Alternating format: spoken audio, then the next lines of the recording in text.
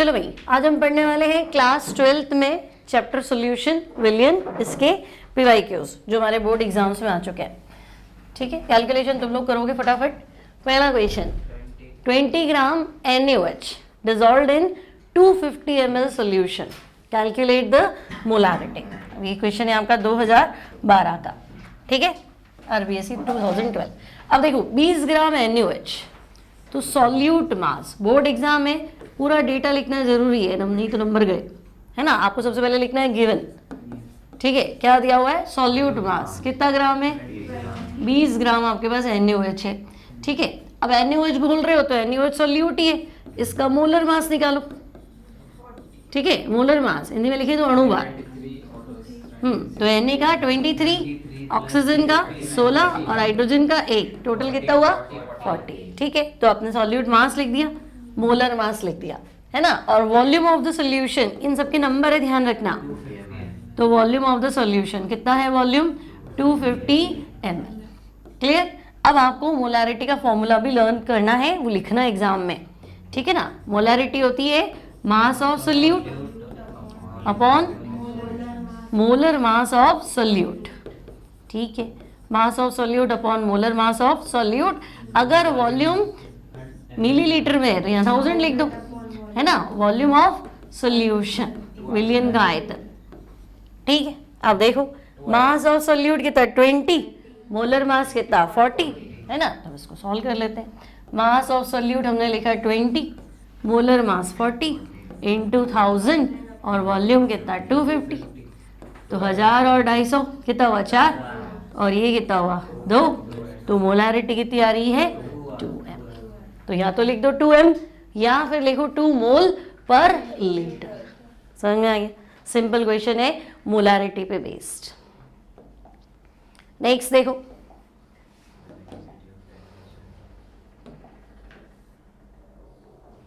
Next question है, density of 10% W/W aqueous solution of H2SO4 is 1.84 gram per centimetre cube है, ठीक है, इधर छप गया। Calculate the molality of the solution. अब मोलेलिटी के फॉर्मूले में होता है मास ऑफ सॉल्वेंट, मोलेरिटी होता है 1 लीटर में कितने मोल है, मोलेलिटी होता है 1 किलो में कितने मोल है। मतलब मेरा फॉर्मूला तो सेम रहेगा, लेकिन यहाँ वॉल्यूम की जगह क्या करना है, मास ऑफ सॉल्वेंट। सॉल्वेंट कितना है 1 किलो में, अब तुमने 1 किलो की जगह आधा किलो लिया, पाव लिया, जो भी लिया, तो मास ऑफ सॉल्वेंट, ठीक है। अब देखो 10% W/W, 10% W/W aqueous solution of H2SO4। Examiner को आपको समझाना है कि इसका मतलब क्या है। Aqueous solution of H2SO4 means, तो 10% मतलब ऊपर तो 10 है और नीचे 100 है ना। तो मास ऑफ सोल्यूट, सॉल्यूट का मास कितना है, तो हम कहेंगे सॉल्यूट का मास तो 10 ग्राम है, और परसेंट नीचे भी W है ना, यानी बाकी 100 ग्राम है पूरा सोल्यूशन, तो हम कहेंगे मास ऑफ सोल्यूशन, ठीक है। तो मास ऑफ सोल्यूशन कितना है 100, लेकिन मुझे तो मोलालिटी में सॉल्वेंट चाहिए होता है, तो मास ऑफ सॉल्वेंट की बात करें तो मास ऑफ सॉल्वेंट कितना हो गया 100 माइनस 10, है ना भाई। पूरा तो 100 है, 10 ग्राम मैंने घोला हुआ है 100 में, यानी घोला तो 90 ग्राम में होगा, तो मास ऑफ सॉल्वेंट हो गया 90। यहाँ तक की बात क्लियर है, ठीक है। फिर molar mass of solute, solution तुमने H2SO4 का बनाया है, तो H2SO4 का मोलर मास, H2SO4 2, सल्फर का 32, ऑक्सीजन का 16 इंटू 4 कितना हुआ 98। इतनी बात क्लियर है। बस अब मुझे मोलालिटी का फॉर्मूला लगा के और इसको सेट करना है, तो हम कहेंगे molality equals to solute mass upon solute का मोलर मास या molar mass of solute into 1000 upon mass of solvent. तो मैं W सॉल्वेंट लिख दूं, मास ऑफ सॉल्वेंट, और ग्राम्स में क्योंकि ऊपर मैंने 1000 ले लिया है ना, वो किलोग्राम में कन्वर्ट हो चुका है, ठीक है। अब सॉल्यूट मास, सॉल्यूट कितना ग्राम 10, मोलर मास 98 इंटू 1000 और घोला कितने में था 90। बस इसको सॉल्व कर लोगे तो तुम्हारा आंसर आएगा। बताओ इसका सॉल्यूशन क्या है? 1.134।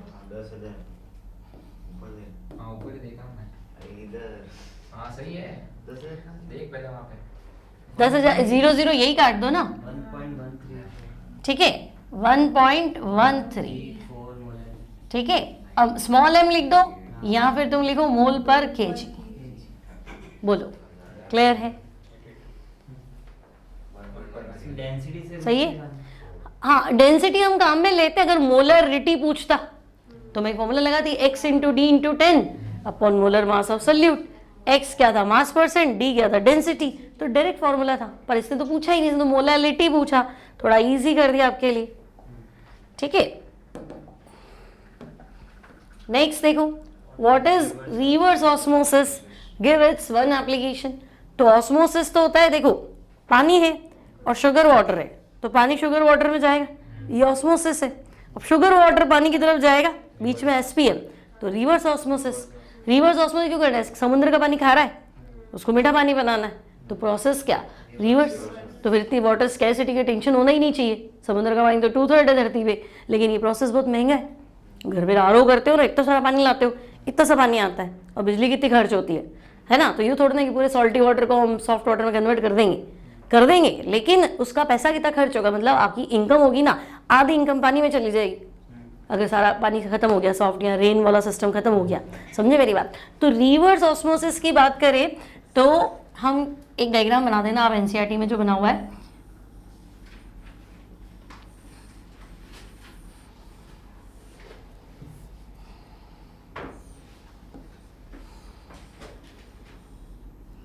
देखो एक तरफ तो बढ़ना है सॉल्टी वाटर, एक तरफ बढ़ना है प्योर वाटर, ठीक है। ये प्योर वाटर हो गया, इधर आप भर दो सॉल्टी वाटर, और बीच में क्या लगाना है? SPM, semi permeable. अब नेचुरल प्रोसेस तो है, वाटर जो है वो सॉल्टी वाटर में जाएगा, movement of solvent through SPM towards solution, विलायक का विलयन में प्रवेश एसपीएम द्वारा, उसे क्या कहते हैं? ऑस्मोसिस। अब ये इसमें जाने के लिए प्रेशर लगाए, अगर मैं दूसरी साइड ज्यादा प्रेशर लगा दूं, external pressure greater than pi osmotic process, osmotic pressure, तो उल्टा हो जाएगा। सॉल्टी वाटर में से सॉल्ट नहीं निकलेगा, सिर्फ पानी निकलेगा। तो सॉल्टी वाटर से वाटर कहाँ मूव होगा? प्योर वाटर की तरफ, तो प्रोसेस उल्टा हो गया। तो उसे क्या बोलेंगे? Reverse osmosis. आरओ है ना, रिवर्स ऑस्मोसिस आरओ, ठीक है। तो अगर आप डायग्राम बनाओगे तो आपको पूरे नंबर मिलेंगे भाई, नंबर कटने का सवाल ही नहीं है ना। और लिखोगे क्या? तो तुम लिखोगे when external pressure greater than osmotic pressure applied towards solution side, ठीक है। तो पहले इसका डेफिनेशन लिख लेंगे, when external pressure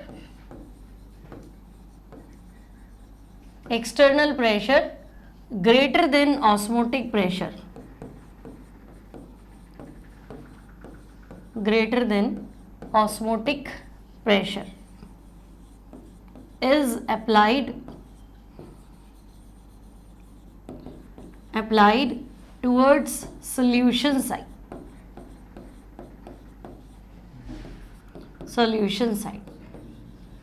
then water from salty water, है ना, या वाटर नहीं लिख के मैं लिख देती हूँ solvent from solution, solvent from solution move towards, पानी की तरफ चलेगा, खारे पानी में से पानी निकल के पानी की तरफ चलेगा, तो सॉल्वेंट है ना, विलयन में से विलायक निकला और कहाँ चला?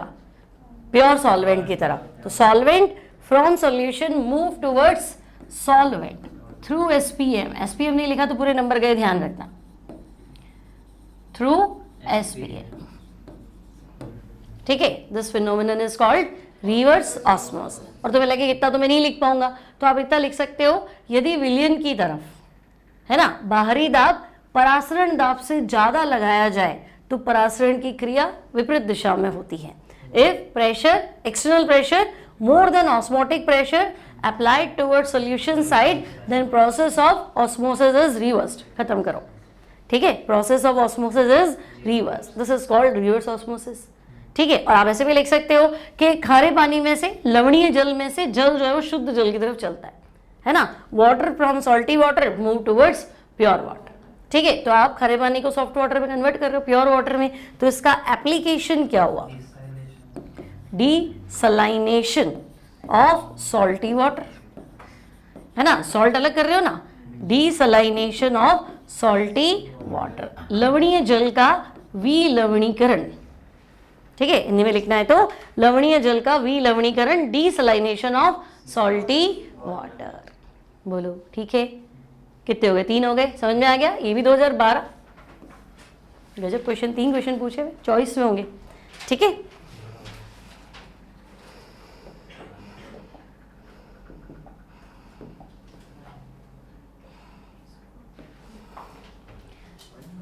नेक्स्ट देखो, 10% weight by weight solution of KI, density है 1.202 gram per centimetre cube.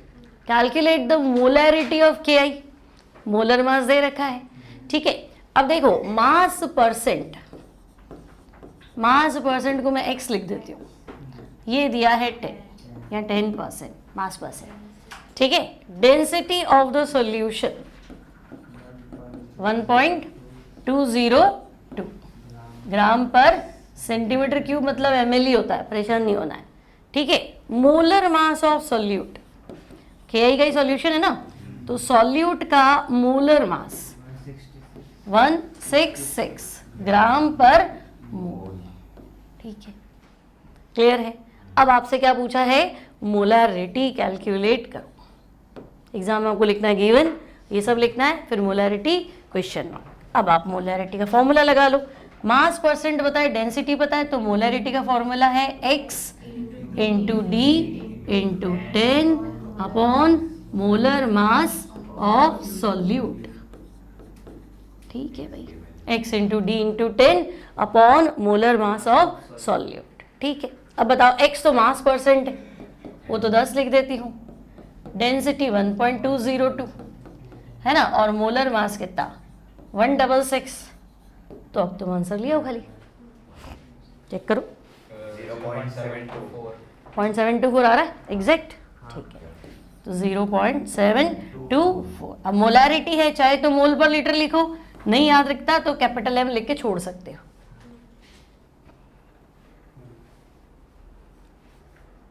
Clear है? फॉर्मूला याद करना है, आंसर अपने आप आ जाएगा, खाली फॉर्मूला लिख दो, क्वेश्चन नंबर 4 में फॉर्मूला लगाना है, ठीक है ना।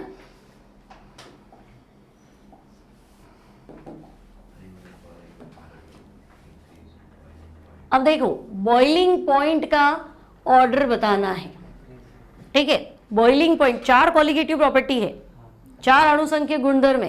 पहला RLVP, relative lowering of vapour pressure, वाष्प दाब का अपेक्षिक अवनमन। दूसरा बॉइलिंग पॉइंट एलिवेशन, क्वथनांक उन्नयन। तीसरा फ्रीजिंग पॉइंट डिप्रेशन, हिमांक अवनमन। और चौथा ऑस्मोटिक प्रेशर। 4 कॉलिगेटिव प्रॉपर्टी होती है, मतलब अगर मैं सॉल्वेंट में कुछ भी मिला लूँ, मैं पानी में मिला लूँ कुछ भी, पानी तो 100 पे उबलता है, लेकिन अगर मैं शक्कर मिला लूँ तो वो 100 पे नहीं उबलेगा, 100 से ज़्यादा पे उबलेगा, तो बॉइलिंग पॉइंट बढ़ गया ना। फिर मैं पानी को जमाऊँ, फ्रिज करो तो 0 पे जमेगा, लेकिन मैं शुगर मिला के जमाऊँ तो 0 पे नहीं जमेगा, माइनस में जमेगा। आएगा समझ में? सिंपल वाटर चलता है किशमिश में, है ना, किशमिश को साफ पानी में डुबो दूँ तो पानी मूव करेगा, लेकिन किशमिश को थोड़े ग्लूकोज वाले वाटर में डाल दूँ तो पानी तो उसका भी चलेगा, लेकिन अब वो सेम प्रेशर थोड़ा सा अप्लाई होगा, तो ऑस्मोटिक प्रेशर। सिमिलरली एक पानी का बोल रख देती हूँ, पानी अपनी वेपर बना रहा है, लेकिन उसमें शक्कर डाल के रख दूँ, अब वेपर बनेगा, तो सेम होगी क्या?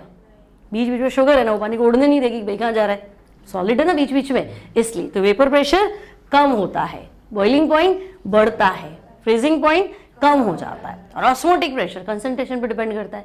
तो किसी सॉल्यूशन की, विलयन की फिजिकल प्रॉपर्टीज, भौतिक गुण, जो उसमें एडेड सॉल्यूट के नंबर ऑफ मोल्स पे डिपेंड करती है, उसे क्या कहते हैं? Colligative property. ठीक है, अब जैसे चैप्टर नहीं पढ़ा वो याद रखो, कॉलिगेटिव प्रॉपर्टी होती क्या है। अब एक कॉलिगेटिव प्रॉपर्टी इसने पूछ ली बॉइलिंग पॉइंट, तो मुझे पता है बॉइलिंग पॉइंट तो एलिवेट होता है, हेडिंग याद होनी चाहिए ना, बॉइलिंग पॉइंट एलिवेशन, क्वथनांक उन्नयन। ठीक है, तो मेरे पास बॉइलिंग पॉइंट एलिवेशन का एक ही फॉर्मूला है, delta TB directly proportional to molality. आपने तो बोला जितनी शुगर डालूंगा उतना ज़्यादा उसको तकलीफ होगी बॉईल होने में, तो बॉइलिंग पॉइंट बढ़ जाएगा। ठीक है, तो delta T B proportional to molality. लेकिन अगर जैसे तो मैं ना पानी में क्या करते हो, जैसे ग्लूकोज घोल रही हूँ तो मैं 1 मोल घोल रही हूँ, वो पानी में जाके भी 1 मोल है, तो मुझे तकलीफ नहीं है। लेकिन अगर तुम कह रहे हो नहीं मैं तो NaCl घोल रहा हूँ, तो मुझे 1 दिख रहा है, पानी में जाके Na अलग है और Cl अलग है, तो 1 का 2 हो गया ना। और तुमने कहा number of moles per depend करती है, तो तुम्हारे मोल तो कम ज़्यादा हो रहे हैं ना, तो गड़बड़ हो जाएगी ना। तो मैं इस फॉर्मूले में delta T B equals to use करूंगी के बी इंटू मोलालिटी, एक में यूज करूंगी van't Hoff factor I into K B into molality. I क्या है, van't Hoff factor, van't Hoff गुणांक। ठीक है, अब तुम देखो इस पूरे इक्वेशन में सबकी मोलालिटी तो सेम है, तो अगर मोलालिटी सेम है तो बॉइलिंग पॉइंट एलिवेशन सेम होना चाहिए कि भाई पानी में तुम 1.1 m ग्लूकोज मिलाओ चाहे 0.1 m NaCl मिलाओ, मोलालिटी सेम है, पानी का कांस्टेंट तो सेम ही रहेगा, तो आंसर सेम होना चाहिए। तो हम कहेंगे नहीं, ग्लूकोज तो टूटेगा नहीं, NaCl तो टूट जाएगा ना, तो मुझे तो देखना पड़ेगा ना, 1 बोल रहे हो 1 थोड़ा ना, वो तो पानी में जाके 2 है ना। तो मैं कहूँगी कि आई बढ़ेगा तो बॉइलिंग पॉइंट एलिवेशन मतलब कितना बढ़ना चाहिए वो चीज़ बढ़ेगी, तो बॉइलिंग पॉइंट भी तो बढ़ेगा ना इनडायरेक्टली, है ना। भाई आप कह रहे हो 1 मोल ग्लूकोज मिला लो 1 डिग्री बढ़ जाएगा, ठीक है, लेकिन NaCl मिलाऊं तो 1 डिग्री से थोड़ा ज़्यादा बढ़ेगा, तो बॉइलिंग पॉइंट तो ओवरऑल बढ़ ही गया ना ये। तो आई बढ़ेगा तो क्वथनांक बॉइलिंग पॉइंट बढ़ जाता है। ठीक है, अब मुझे आई चेक करना है, आई होता है ऑब्जर्व्ड मोल अपॉन थियोरेटिकल। भाई आप तो बोल रहे हो मैं तो 1 मोल घोल रहा हूँ, पर आपके बोलने से क्या होता है, पानी में जाके आपका 1 मोल 2 में कन्वर्ट हो जाए तो आई क्या होता है, ऑब्जर्व्ड अपॉन थियोरेटिकल। ठीक है, अब अगर मैं 0.1 m Na2SO4 की बात करूं तो Na2SO4 के टुकड़े कितने होंगे, देखो 2 तो Na प्लस और 1 SO4 माइनस। तुम बोल रहे हो मैं 1 मोल घोल रहा हूँ और पानी में जाके वो कितना हो गया 3, 2 सोडियम और 1 सल्फेट कितना हो गया 3। फिर तुम कह रहे हो नहीं मैं तो 1 मोल NaCl घोल रहा हूँ, NaCl के टुकड़े देखो Na प्लस Cl माइनस, पेंटो फैक्टर कितना हुआ 2। फिर ग्लूकोज बोल रहे हो तो मेरे क्या फर्क पड़ेगा, C6H12O6, अगर 1 मोल बोल रहे हो तो एक ही है ना, इसका थियोरेटिकल भी एक है, ऑब्जर्व्ड भी एक है, तो वेंटो फैक्टर 1 हो गया। लेकिन aluminium sulphate Al2SO4 whole thrice, ठीक है, तो 2 तो एल्यूमिनियम दिख रहे हैं और सल्फेट कितने दिख रहे हैं 3, तो 2 एल्यूमिनियम 3 सल्फेट कितना हुआ 5, तो इसका वेंटो फैक्टर 5 हुआ। ठीक है, तो तुमने कहा greater the Vento factor greater will be boiling point, बस। तो अब सबसे ज्यादा वेंटो फैक्टर किसका है, एल्यूमिनियम सल्फेट। किस ऑर्डर में, इंक्रीजिंग ऑर्डर में, तो सबसे ज्यादा ये Al2SO4 होल थ्राइस हाईएस्ट होगा। फिर Na2SO4 3 है ना उसका, तो Na2SO4, फिर NaCl का वेंटो फैक्टर 2 है, और लास्ट में ग्लूकोज। बोलो इतनी बात समझ में आ गई, ये पूरी थियोरी भी होगी तुम्हारी साथ साथ में, है ना। कॉलिगेटिव प्रॉपर्टी क्या होती है, कितने टाइप की होती है, abnormal value of colligative property, कि अगर आप 1 मोल बोलते हो 1 मोल हो जाता है तो वो नॉर्मल है, सामान्य मान, लेकिन 1 का आपके 2 हो जाता है तो वो एबनॉर्मल है, ऑब्जर्व्ड है, असामान्य मान है। आई बात समझ में। ये कब होगा, जब आपका सॉल्यूट टूटने लग गया, डिसोसिएशन। ठीक है, एक और केस है एसोसिएशन, देखिए उस पर क्वेश्चन है कि नहीं। नेक्स्ट क्वेश्चन पे आते हैं।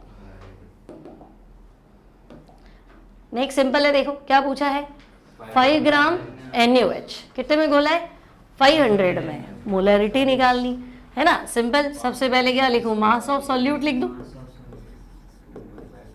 मास ऑफ सॉल्यूट कितना 5 ग्राम, मोलर मास अभी निकाला था, मोलर मास ऑफ सॉल्यूट कितना NaOH का 40 अभी लिखा था अपन ने। ठीक है, और क्या पूछा है, वॉल्यूम, वॉल्यूम ऑफ सॉल्यूशन कितना 500 ml, बस। ठीक है, अब क्या पूछा है, मोलैरिटी, फॉर्मूला तो याद ही है तुम्हें, है ना, mass of solute upon molar mass of solute into 1000 upon volume. ठीक है, तो 500 1000 तो 2 हो गया, और 10/4 1/4 हो गया ना, 10/40 सॉरी, 1/4 कितना हो गया 0.25 यूनिट में कैपिटल M लिख दो, मोल पर लीटर। बोलो सिंपल है, क्लियर है, इसमें कुछ करना ही नहीं, सीधा आपको फॉर्मूला याद करके और आंसर दिखाना है।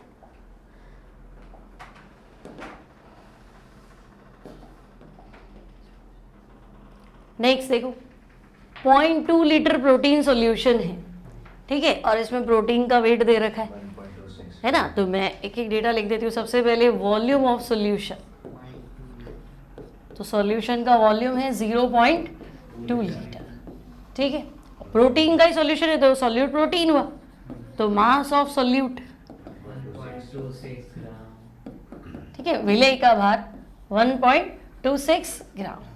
ऑस्मोटिक प्रेशर कैलकुलेट करना है, the osmotic pressure of this solution at 300 kelvin, ठीक है। तो टेम्परेचर हो गया 300 केल्विन और ऑस्मोटिक प्रेशर पाई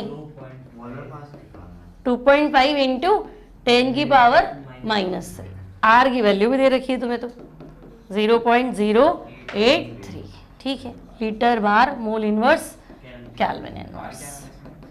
आर आपका गैस कांस्टेंट हो गया, ठीक है। अब आपको molar mass small m find करना है। अब हमारे पास तो सीधे फॉर्मूले हैं, है ना। ऑस्मोटिक प्रेशर का फॉर्मूला है pi equals to WRT upon MB, आप चाहो तो I भी लिख सकते हो। अब प्रोटीन का तो कोई डिसोसिएशन वगैरह नहीं होगा ना, प्रोटीन को एन थोड़ा ना जो टूट जाए या डाइमर वाइमर बना, ऐसा तो कुछ नहीं। तो हम कहेंगे ठीक है, प्रोटीन सॉल्यूशन है, वेंटो फैक्टर तो 1 है। WRT कितना प्रोटीन है 1.26, ठीक है। R की वैल्यू ये रही 0.083, टेम्परेचर 300, मास कितना, मास तो फाइंड करना है, मोलर मास सॉरी, और वॉल्यूम 0.2, और ऑस्मोटिक प्रेशर भी दे रखा है ना, कितना दे रखा है 2.5 इंटू 10 की पावर -3, सही है ना। 2.5 इंटू 10 की पावर -3, क्लियर। यूनिट चेक कर लेना, प्रेशर बाहर में है, आर की यूनिट भी बाहर में होनी चाहिए, ठीक है। बाकी तुम्हें क्या करना है, बाकी इसको सॉल्व कर लो भाई। हाँ, लीटर ही रखना है, यहाँ पे वॉल्यूम लीटर होता है भाई, क्योंकि 1000 तो ही नहीं गई, है ना। यहाँ सीधा 62.7 यानी 62700 ग्राम पर मोल, ठीक है। ये आ जाएगा molar mass of protein.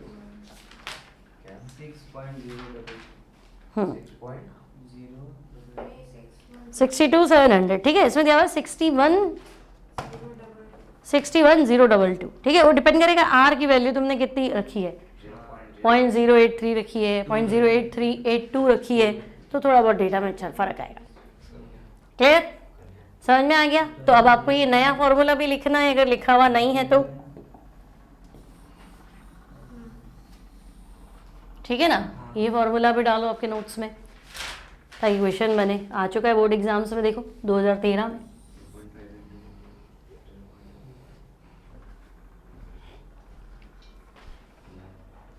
Question तो मैंने तो भेजी ना मोबाइल पे, क्वेश्चन मतलब सिर्फ है ना, फॉर्मूला लगाओ और घर जाके वापस सॉल्व कर लेना, ठीक है ना। नेक्स्ट देखो, सेम ही है ये तो, मोलारिटी निकालनी है 4 ग्राम, है ना। सप्लीमेंट्री में पूछा है, वापस वही सवाल पूछा है।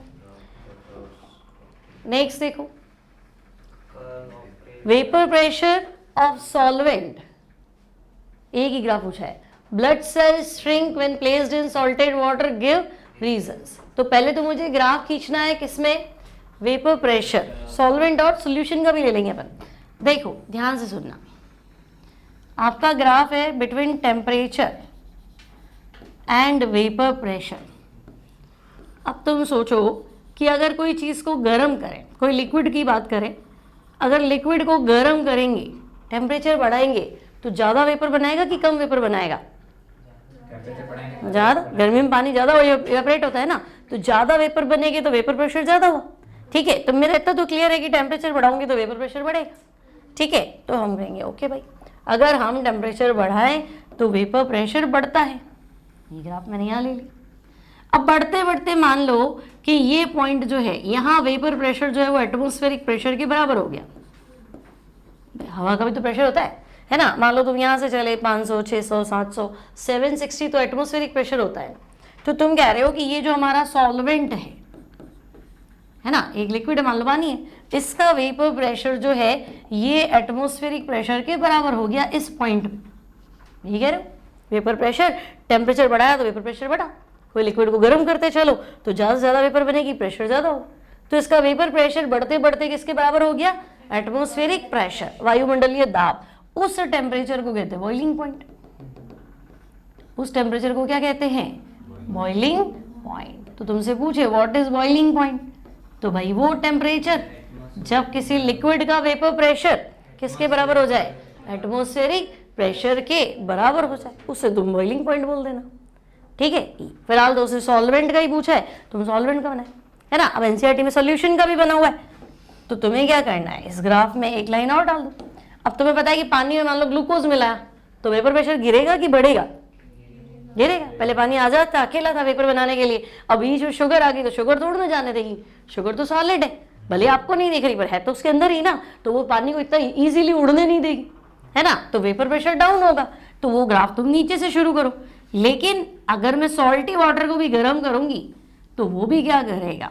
टेम्परेचर बढ़ाऊंगी तो वेपर तो प्रेशर उसका भी बढ़ेगा। ठीक है, तो ये वेपर प्रेशर बढ़ रहा है। अब ये मैंने बना दिया सॉल्यूशन का। अब तुम कहोगे ऐसा थोड़ा ना कि पानी में ग्लूकोज डाल दिया तो उबलेगा नहीं, उबलेगा, है ना। तो जब इसका वेपर प्रेशर भी किसके बराबर हो जाए? एटमॉस्फेरिक प्रेशर, तो मैं इसका बॉइलिंग पॉइंट बोल दूंगी भैया अभी इसका बॉइलिंग पॉइंट है, तो ये T1। तो सॉल्वेंट का बॉइलिंग पॉइंट कम होता है, कुछ मिलाने से बॉइलिंग पॉइंट बढ़ जाता है। ये ग्राफ तो मुझे यही कह रहा है। क्लियर है? फिर blood cells shrink when placed in salty water. अब मैंने क्या किया कि आपने नमक का पानी रख दिया और उसमें आरबीसी रख दी, अच्छा बॉइल्ड एग रख दिया। 10 बार क्वेश्चन आ चुका है। कभी आता है कच्चे आम रख दिए, कभी बोलेगा ब्लड सेल रख दी, है ना, रॉ मैंगोज है, ग्रेप्स है, कुछ भी। ये सॉल्टी वाटर। तो कंसंट्रेशन ज़्यादा कहाँ है? कंसंट्रेशन ज़्यादा कहाँ है? बाहर। नमक का पानी है, ठीक है ना, 0.9% से कंसंट्रेशन ज़्यादा होनी चाहिए। और आपने तो पहले ही बोला श्रिंक, श्रिंक मतलब यहाँ से पानी निकल के बाहर आ रहा है, क्योंकि ब्लड सेल में सिर्फ चले ये जो आउटर लेयर है ना, ये किसी तरह बिहेव करेगी? सेमी परमेबल मेम्ब्रेन, अर्ध पारगम्य झिल्ली। तो आपको बताना है ब्लड सेल की जो एक्सटर्नल लेयर है वो एसपीएम की तरह बिहेव करती है। जब उसको सॉल्टी वाटर में रखते हैं तो उसमें से सॉल्वेंट जो है वो बाहर आ जाता है, इसलिए वो श्रिंक हो जाती है। अब अगर पानी बाहर आता है तो हम बोलते हैं एक्सोस्मोसिस, और अंदर चला जाता है तो एंडोस्मोसिस। तो फिलहाल तो श्रिंक है तो एक्सोस्मोसिस हुआ है। बस रीजन कंसंट्रेशन बाहर ज्यादा है तो ऑस्मोटिक प्रेशर ज्यादा है, इसका ये बाहर आ जाएगा। ये इतनी बात क्लियर है? ठीक है, रीजन दे दोगे इसको। क्लियर? आगे चले।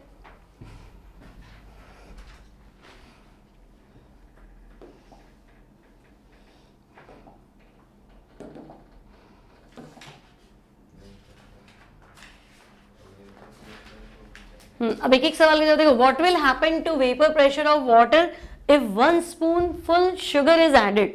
पानी में शक्कर मिलाओगे तो जल्दी वेपर बनाएगा कि लेट बनाएगा? शुगर बीच बीच में आ जाएगी, वो जाने ही नहीं देगी, है ना। तो हम कहेंगे वेपर प्रेशर डिक्रीजेस, खत्म बात। लेकिन उसे तो वेपर प्रेशर के बारे में पूछा ना, तो when a non volatile solid, non volatile यूं नहीं कि तुम ऐसा कुछ मिलाओ जो खुद ही वेपर बना ले, तो फिर वो तो खुद भी जाएगा और पानी को भी मस्ती से जान देगा। जो खुद नहीं जाता है तो फिर वो दूसरों को भी रोकेगा। तो non volatile solid is added to solvent, vapour pressure of solvent decreases, इसे तो बोलते वेपर प्रेशर लोअरिंग। क्लियर है? फिर which colligative property is suitable to measure the molar mass of macromolecule. अभी अणुभार निकाला था ना क्वेश्चन में, प्रोटीन, प्रोटीन बायोमोलिक्यूल है, मैक्रोमोलिक्यूल है, क्या फॉर्मूला लगा के निकाला था? Osmotic pressure, pi equals to WRT upon MV। तो ऑस्मोटिक प्रेशर एक कॉलिगेटिव प्रॉपर्टी और वो सबसे बेस्ट है क्या करना? बायोमोलिक्यूल का मोलर मास फाइंड करने के लिए आंसर लिखना है ऑस्मोटिक प्रेशर। ठीक है, फिर will the elevation in boiling point be same if 1 mole of NaCl and 1 mole of 0.1 mole of sugar is added to 1 litre water. पानी में 1 मोल, मान लो 0.1 की जगह 1 ले लेते हैं, 1 मोल NaCl डाल दो और 1 मोल शुगर डाल दो, बॉइलिंग पॉइंट एलिवेशन सेम आएगा क्या? क्योंकि NaCl आप 1 बोल रहे हो, पानी में जाके 2 हो गया, लेकिन शुगर 1 बोल रहे हो तो पानी में जाके 1 है। तो तुम क्या बोलोगे? क्या बोलेंगे, went Hoff factor for sugar, ये तो आपका एक है, लेकिन went Hoff factor for NaCl ये आप एक बोलते हो पर है कितना, 2, तो यहाँ बॉइलिंग पॉइंट डबल होगा ना, 2 इंटू मोलारिटी, मोलारिटी तो दोनों की सेम है ना, तो 2 इंटू ऑस्मोटिक, सॉरी ऑस्मोटिक क्या, boiling point elevation of sugar, इससे मेरा आंसर क्या हो जाएगा, डबल हो जाएगा। तो तुम्हें क्या लिखना है, नहीं सेम नहीं होगा क्योंकि दोनों का वेंट ऑफ फैक्टर क्या है, डिफरेंट है। और पूछे कितना होगा तो तुम कहोगे तो दुगना कर देगा, जो भी आपका आंसर आया है ना। यहाँ आपका फॉर्मूला क्या है, तो आपका फॉर्मूला तो यहाँ सिंपल है ना, मोलालिटी इंटू KB। यहाँ पे क्या है, तो यहाँ पे है I into molality into KB। तो मोलालिटी इंटू KB जो भी आएगा उसको तो मुझे 2 से मल्टीप्लाई करना पड़ेगा ना, क्योंकि इसका I कितना है, 2 है। तो पूरा पूछे तो पूरा लिख देना, नहीं तो यहाँ जवाब दे देना, सेम तो नहीं होगा। फिर can we separate 2 components of a azeotropic mixture by fractional distillation. पहले तो एजियोट्रोपिक मिक्सचर क्या होता है, देखो कांस्टेंट बॉइलिंग पॉइंट मिक्सचर, मतलब अगर मैं तुम्हें कहूँ कि मैंने मीथेनॉल और इथेनॉल मिलाया, या मैंने इथेनॉल और वाटर मिला दिया, तो तुम कहोगे 2 लिक्विड मिलाओगे तो सेम बॉइलिंग पॉइंट तो होगा नहीं, एक का बॉइलिंग पॉइंट ज़्यादा होता है, एक का बॉइलिंग पॉइंट कम होता है। तो जिसका बॉइलिंग पॉइंट कम है वो पहले उबलेगा और जिसका ज़्यादा है वो बाद में उबलेगा, और हम उनको सेपरेट कर लेंगे, है ना। और फ्रैक्शनल डिस्टिलेशन में बॉइलिंग पॉइंट 20 डिग्री का भी फर्क है ना, तब भी वो फ्रैक्शन बना के अलग कर लेगा। लेकिन मैंने तुम्हें कहा नहीं कि मैं तो अल्कोहल और वाटर ले रही हूँ, पर मैं ऐसा कंपोजिशन बना रही हूँ कि दोनों एक साथ एक ही समय पे बॉइल होंगे। तो मिक्सचर ऑफ 2 लिक्विड्स, 2 द्रवों का मिश्रण जो एक साथ एक ही समय पे उबलता है, बॉइल्स एट सेम टेम्परेचर। तो अब एक साथ उबलेगा तो भाई मैंने अगर 95 और 5 लिया है तो उबलने के बाद दोनों साथ में उबल रहे हैं, तो वेपर फेज में भी क्या होगा, 95 और 5 ही होगा। तो फिर मैं अलग कैसे करूंगी, है ना। डिस्टिलेशन से अलग कब करते हैं, जब एक पहले उबल रहा हो एक बाद में उबल रहा हो, तो वो तो है ही नहीं, है ना। तो कांस्टेंट बॉइलिंग पॉइंट मिक्सचर को क्या बोलते हैं, एजियोट्रोप। तो जब 2 जन एक साथ उबलेंगे तो तुम कोई डिस्टिलेशन लिया हो, हमारे से तो अलग नहीं होगा। तो यहाँ आंसर क्या देना है, no, we can't separate components of azeotrope by fractional distillation. प्रभाजी आसवन द्वारा स्थिर क्वाथी मिश्रण को सेपरेट नहीं कर सकते, क्योंकि दोनों एक साथ एक ही समय पे उबलते हैं। इतनी सी बात लिखनी है, आप अपनी भाषा में लिख सकते हो, मतलब उसको समझ में आना चाहिए, ठीक है। बाकी वो डरना नहीं, इतना थियरी क्वेश्चन है कौन करेगा, सारे इजी थे, उल्टा फुल मार्क्स है इसमें।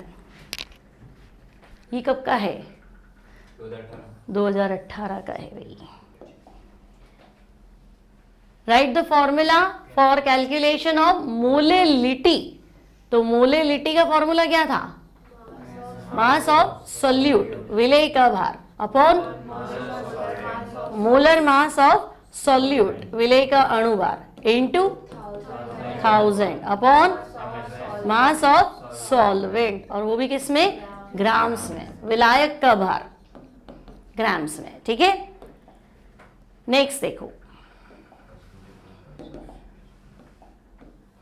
ऑस्मोटिक प्रेशर, टेम्परेचर दे रखा है, टेम्परेचर कितना 400 केल्विन, और ऑस्मोटिक प्रेशर की वैल्यू दे रखी 0.0821। तो हम सीधा सीधा डेटा लिख देंगे, टेम्परेचर तो है 400 केल्विन और ऑस्मोटिक प्रेशर पाई है 0.0821। कंसंट्रेशन मुझे कैलकुलेट करनी है और आर की वैल्यू दी है। तो ऑस्मोटिक प्रेशर का दूसरा फॉर्मूला क्या है, pi equals to CRT, pi equals to CRT। तो पाई तो मुझे दे रखा है ना 0.0821, कंसंट्रेशन मुझे फाइंड करनी है, आर भी तो दे रखा है 0.0821, और टेम्परेचर कितना है 400 केल्विन, तो 400 केल्विन। तो ये तो काट दे, है ना। तो कंसंट्रेशन 1/400, 1/400 कितना हुआ, 0.0025 हो गया क्या, मोल पर लीटर। बोलो सही है ना। तो यहाँ आपको कोई टेंशन लेना ही नहीं है। अब ये नहीं सोचना आई तो लिए ही नहीं, दिए ही नहीं है, मैं क्या सोचूं, है ना। क्योंकि हमारा जो चैप्टर चल रहा है ना वो नॉन वोलेटाइल पे चलता है और नॉन इलेक्ट्रोलाइट पे। मतलब हम जितनी भी प्रॉपर्टी स्टडी करते हैं ना, तो हम मान के चलते भाई ग्लूकोज घोल दिया, शुगर घोल दिया, यूरिया घोल दिया, अब वो तो बाद में अलग टॉपिक आता है, NaCl घोल दिया तो हम कहते भाई ये तो आपका टूट जाएगा, ऐसे, ठीक है। तो नहीं दिया वेंटो फैक्टर तो तुम एक ले लेना, टेंशन मत करना। नेक्स्ट पीपीएम, पार्ट्स पर मिलियन। अगर सॉल्यूशन बहुत ज्यादा डाइल्यूट हो, कि समुद्र के पानी में सॉल्ट कितना है, तो आपको लगता है बहुत खारा है, लेकिन सॉल्ट मतलब सिर्फ NaCl कितना है, तो बहुत कम है। आई बात समझ में? तो अगर बहुत ज्यादा डाइल्यूट सॉल्यूशन हो तो कंसंट्रेशन को किसमें मेजर करते हैं? पीपीएम। तो पीपीएम मतलब मिलियन, और मिलियन मतलब 10 लाख, है ना, 10⁶। 1 लाख में 5 जीरो होते हैं ना, 10 लाख में 10 की एक की मतलब 6 जीरो होते हैं, ठीक है। तो पीपीएम तो हम कहेंगे पार्ट्स ऑफ सॉल्यूट, ठीक है। अब चाहे वो मास हो, चाहे वॉल्यूम हो, कुछ भी ले सकते हो, upon parts of solution into 10⁶। भाई परसेंटेज हो तो 100 ले लेना, लेकिन पीपीएम है तो 10⁶ ले लेना, और पीपीबी होता तो पार्ट्स पर बिलियन, 100 करोड़, तो 1 करोड़ में 7 जीरो होते हैं और 100 करोड़ में 9 जीरो होते हैं, तो 10⁹ हो जाता। फिर 2 gram non volatile solute 100 gram benzene में घोला है, lowered the freezing point of benzene by 0.8 kelvin, ठीक है। फिर डिप्रेशन कांस्टेंट कितना है? 5.12 मोलर मास पूछा है। अब देखो सीधा फॉर्मूला लगाना है आपको, फ्रीजिंग पॉइंट डिप्रेशन क्या होगा? Delta TF। आपका फॉर्मूला है 1000 into KF into small w upon capital W small m। Delta TF है फ्रीजिंग पॉइंट में कमी।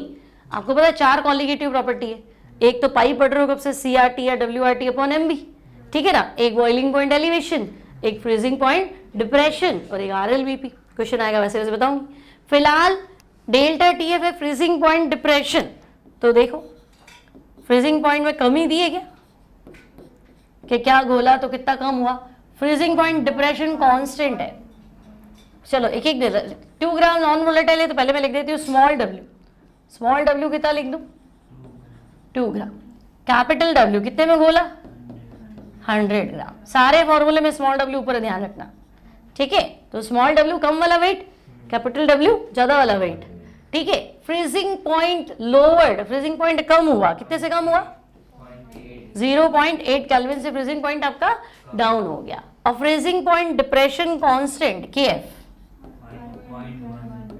5.12 किलो केल्विन मोल इनवर्स, ठीक है। मोलर मास फाइंड करना है, अब कर लो। क्या करे? डेल्टा TF कितना रख दूं? 0.8 रख दूं। 1000 इंटू KF 5.12, स्मॉल w 2 ग्राम, कैपिटल W 100 ग्राम, और फाइंड क्या करना है? Small m। कर लोगे?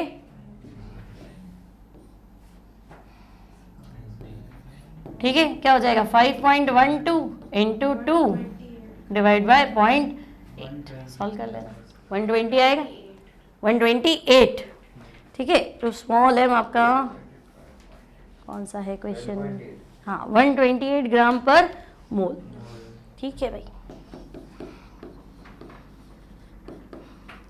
बोलो, सिंपल है। अब जिन्होंने नहीं पढ़ा वो फॉर्मूला याद रखेंगे। Freezing point depression, boiling point elevation होगा ना, तब भी सेम फॉर्मूला, F की जगह B लग जाएगा। F मतलब फ्रीजिंग पॉइंट, B मतलब बॉइलिंग पॉइंट, KF की जगह KB लग जाएगा। वो एलिवेशन कांस्टेंट है, ये डिप्रेशन कांस्टेंट है। फॉर्मूला सेम रहेगा, बस F और B का फर्क है, बाकी सब कुछ सेम। 5.12 और नीचे 0.8 तो पॉइंट उड़ाओगे तो एक ही तो जीरो आएगा। तो नीचे 1 0 है, चेक कर लो जो भी है। 12.8 बाकी तो सब सही करेगी ना अपने। 1000, 500 एक सेकेंड, ये 10 कहाँ गया? 500 का ये 10 भी तो है, ये 20 है, ठीक है। तभी तो फिर होगा। क्लियर? चलो ये B वाला एक और है क्या इसमें? अच्छा, explain the depression of freezing point. हिमांक अवनवन क्या है? तो वापस वही लिखना है, जब कोई सॉल्वेंट में क्या मिलाएंगे? नॉन वॉलेटाइल सॉलिड, मतलब पानी में शक्कर मिलाना है। अब भाषा में क्या लिखेंगे? नॉन वॉलेटाइल, अवाष्पशील विलय को विलायक में मिलाते हैं। Non volatile solute is added to solvent, तो अब वो वेपर तो बनाएगा नहीं, वेपर प्रेशर क्या हो जाएगा, कम हो जाएगा, और फ्रीजिंग पॉइंट भी क्या हो जाएगा, कम हो जाएगा। क्योंकि देखो पहले से पानी था तो पानी के मॉलिक्यूल को अरेंज होना था, अब बीच में है ना तुम्हारी शक्कर भी आ गई, तो पानी क्या करेगा, बीच में शुगर आ रही है तो उसको भी लेके और फिर है ना व्यवस्थित होना है ना, तो सॉलिड में कन्वर्ट होना, हीट लॉस करना, तो अब वो क्या करेगा, ज़्यादा हीट लॉस करेगा, फ्रीजिंग पॉइंट और ज़्यादा क्या हो जाएगा, नीचे चला जाएगा, तो फ्रीजिंग पॉइंट में कमी आती है, बात समझ में, ये क्योंकि उसकी एनर्जी ज़्यादा खप रही है ना, सिर्फ पानी था और है ना उसको अरेंज होना था, और पानी में शुगर भी आ गई तो उसकी मेहनत ज़्यादा लग रही है ना, तो वो ज़्यादा हीट लॉस करेगा, मतलब तुम्हें तो ठंडा ज़्यादा करना पड़ेगा ना, कूलिंग ज़्यादा करनी पड़ेगी इतना ठंडा हीट लॉस कराने के लिए, ऐसे, ठीक है। Next, mole fraction, mole fraction, mole भिन्न, एक के मोल अपॉन सबके मोल, लेकिन इसको तुम्हें बताना पड़ेगा कि let the moles of solute, है ना, हम मान रहे हैं सॉल्यूट के मोल कितने ले लें, स्मॉल एन, फिर मोल ऑफ सॉल्वेंट कितने लें, कैपिटल एन, ठीक है। अब मोल फ्रैक्शन, मान लो एक्स सॉल्यूट पूछा तो सॉल्यूट के मोल अपॉन टोटल मोल, सही है, और मोल फ्रैक्शन ऑफ सॉल्वेंट, विलायक के मोल भिन्न बताओ, तो उसके मोल ऊपर रख दो और टोटल मोल नीचे रख दो, और मोल तो पता है ना, मास अपॉन मोलर मास, बार बटे अणुभार, ठीक है। और ये भी बताना चाहिए x solute plus x solvent, fraction है ना, फ्रैक्शन मतलब एक में हिस्सा, तो टोटल तो एक ही है ना कोई चीज़, तो फ्रैक्शन हमेशा एक होता है, टोटल, क्लियर है। चलो नेक्स्ट पे आते हैं, क्या है, what is the value of went Hoff factor for ethanoic acid in benzene. अब देखो भाई NaCl के तो टुकड़े होते KCl, NaCl, K2SO4, लेकिन कार्बोक्सिलिक एसिड बेंजीन में डाइमर बनाते हैं, द्विलक निर्माण करते हैं, ठीक है, ये लाइन सबको याद होनी चाहिए, नहीं याद है तो लिख लेना। Ethanoic acid forms dimer in benzene, benzene में एथेनॉइक अम्ल द्विलक का निर्माण करता है, ठीक है। डाइमर मतलब दो का एक, दो जने जुड़ जाएंगे और मॉलिक्यूल एक बन जाएगा, तो ये तो बड़ी मुसीबत हो गई भाई, ये इथेनॉइक एसिड और एक इथेनॉइक एसिड और ले लो, ठीक है। अब क्यों, तो हम कहेंगे हाइड्रोजन बॉन्ड है ना, ये है इंटरमॉलिक्यूलर हाइड्रोजन बॉन्ड, दो मॉलिक्यूल के बीच है ना, तो इंटरमॉलिक्यूलर हाइड्रोजन, तो इथेनॉइक एसिड बेंजीन विलायक में आपस में जुड़ के इंटरमॉलिक्यूलर हाइड्रोजन बॉन्ड द्वारा द्विलक बनाता है, डाइमर बनाता है, मतलब मैं 100 मोल खोलूंगी तो 50 हो जाएगा, तो थियोरेटिकल मोल एक है तो ऑब्जर्व तो आधा है ना, 100 का 50 है तो एक का कितना हुआ, आधा, तो तुमसे पूछ ले इसके आगे कि नहीं इसका वेंट ऑफ फैक्टर बताओ, अच्छा वेंट ऑफ फैक्टर की तो पूछा इसने, तो आई तो आधा लिखना पड़ेगा ना, ये रीजन है और वो वैल्यू है, समझ में आ गया। तो ये है एसोसिएशन, संगुणित होना, पिछला क्या था, डिसोसिएशन, वो टूट जाता था। नेक्स्ट, एक सेकेंड है,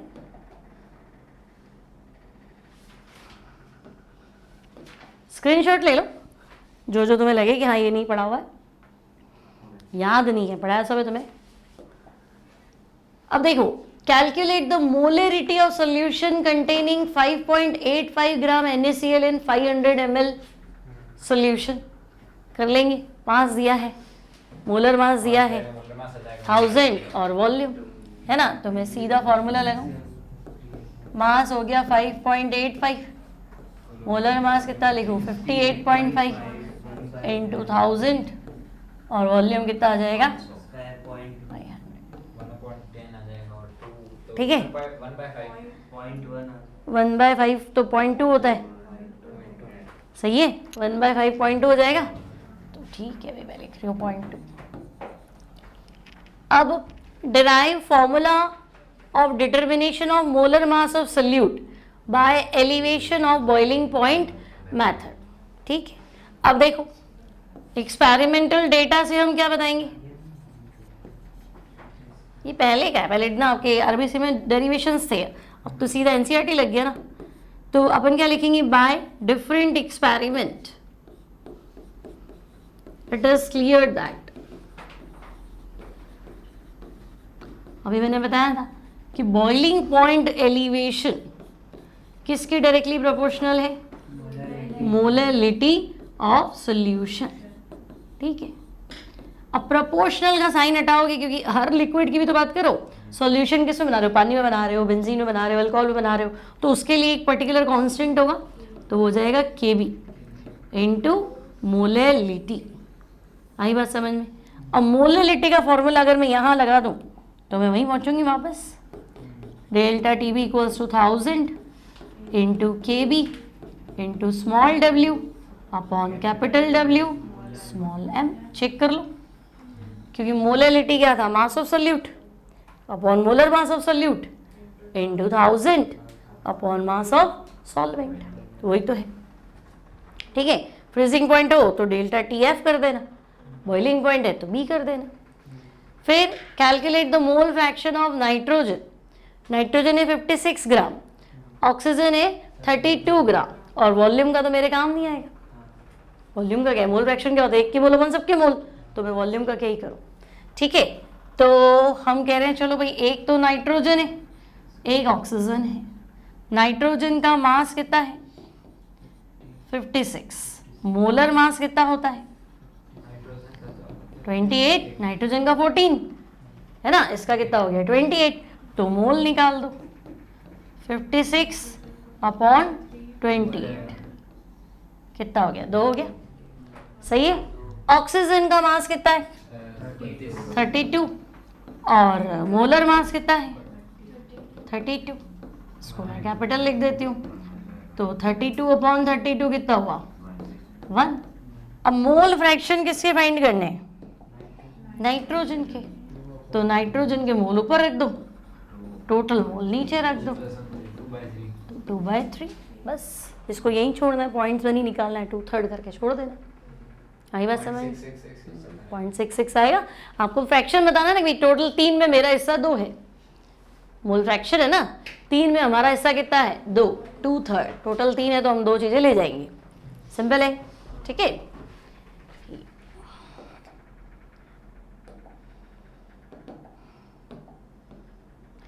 अब वापस क्या है, डिप्रेशन इन फ्रीजिंग पॉइंट, तो भी तुम्हें वही लिखना है जो थोड़ी देर पहले लिखा था। By different experiments it is clear that freezing point depression directly proportional to molarity of solution. ठीक है, अब डेल्टा TF इक्वल्स टू क्या, KB इंटू M, सॉरी डेल्टा KF इंटू M। ठीक है ना, और बाकी पूरा फॉर्मूला लिखना है तो आप क्या लिखेंगे 1000 into KF into small w upon capital W small. ठीक है, ये पहले आते थे डेरिवेशन वाले, अब इनकी मार्किंग भी चेक कर लेना।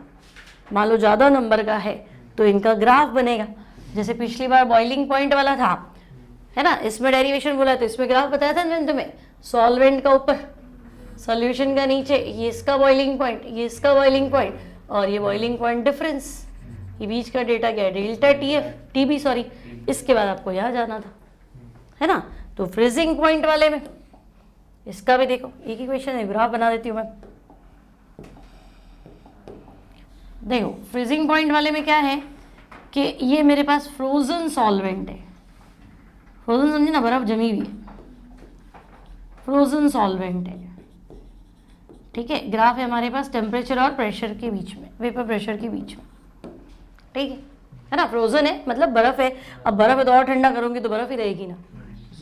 अब तुमने कहा कि नहीं हमारे पास पहले सॉल्वेंट है फिर कुछ मिलाते हैं तो सॉल्यूशन बन जाता है, तो सॉल्वेंट का वेपर प्रेशर तो ज़्यादा होता है, सॉल्यूशन का वेपर प्रेशर कम होता है, ये हमारा पढ़ा हुआ है, अभी पढ़ा था ना, सॉल्वेंट का वेपर प्रेशर ज़्यादा सॉल्यूशन का वेपर प्रेशर कम। तो मैं कहूँगी ठीक है ये सॉल्वेंट है भाई तुम्हारे पास और ये सॉल्यूशन है, अब मुझे तो फ्रिज करना है, यानी इसका वेपर प्रेशर कम करना है, ठंडा करूँगी तभी तो वेपर कम होगी, तो ये ठंडा करके मैं इसको यहाँ ले आऊँगी सॉलिड के बराबर, तो ये यहाँ आ जाएगा, मतलब ये फ्रिज हो गया, तो ये सॉल्वेंट का फ्रीजिंग पॉइंट।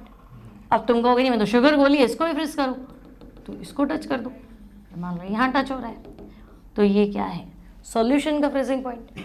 तो मान लो पहले 0 था तो तुम माइनस में चले गए ना, पिछली बार तुम्हारा ग्राफ आगे बढ़ा था, अब तुम्हारा ग्राफ क्या हो, पीछे। तो पिछली बार बॉइलिंग पॉइंट एलिवेशन था, अब फ्रीजिंग पॉइंट डिप्रेशन है। तो मैं कहूँगी भाई ये जो डेटा है ना, ये डेल्टा TF है, ठीक है ना। अब आप इसको यूँ समझा दो भाई बाय द एक्सपेरिमेंट ये और ये, बस क्लियर है ना। ये ग्राफ देखना था। फिर calculate the molarity of solution, ये भी किया था, वही है ना, सेम ही तो है। 5.85 डिवाइडेड बाय 58.5, 1000/500 रख लेना, ठीक है।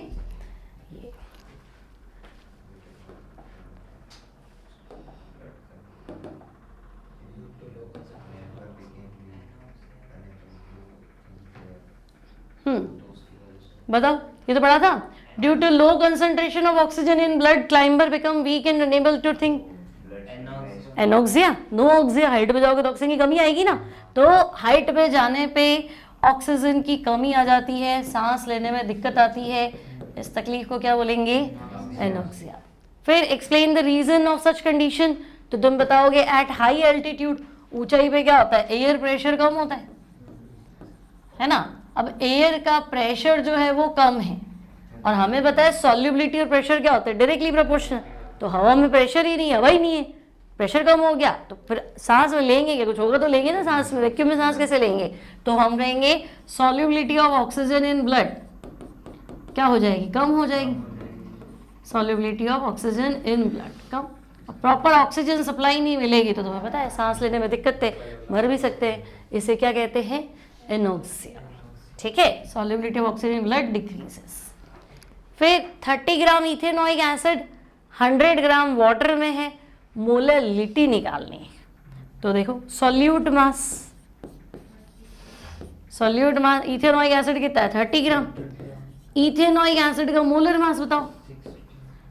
इथेनॉइक एसिड मतलब एसिटिक एसिड ना, तो मोलर मास क्या हुआ, CH3COH का 60 है ना। और मास ऑफ सॉल्वेंट W सॉल्वेंट, विलायक का भार 100 ग्राम, ठीक है।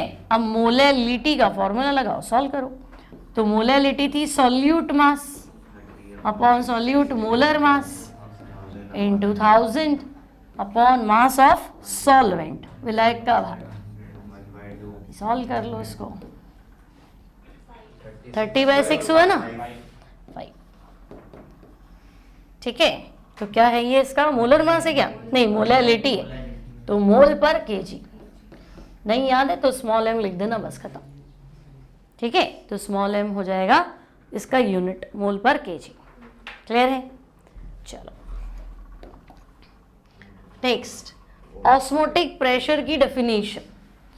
तो एक तरफ तो भर दूं पानी और एक तरफ भर दूं ग्लूकोज का पानी, यहाँ शुगर सिरप, बीच में क्या लगा दूं, SPM। दिमाग में रखो भाई, यहाँ पानी भरा हुआ है तो पानी मतलब सॉल्वेंट, ठीक है। यहाँ चाशनी भर दी, शुगर सिरप सॉल्यूशन, तो कौन चलेगा, सॉल्वेंट चलेगा।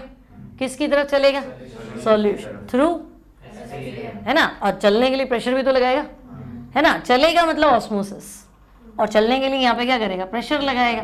तो उस प्रेशर को क्या बोलेंगे, ऑस्मोटिक प्रेशर। तो मैं लिखूँ प्रेशर अप्लाइड बाय,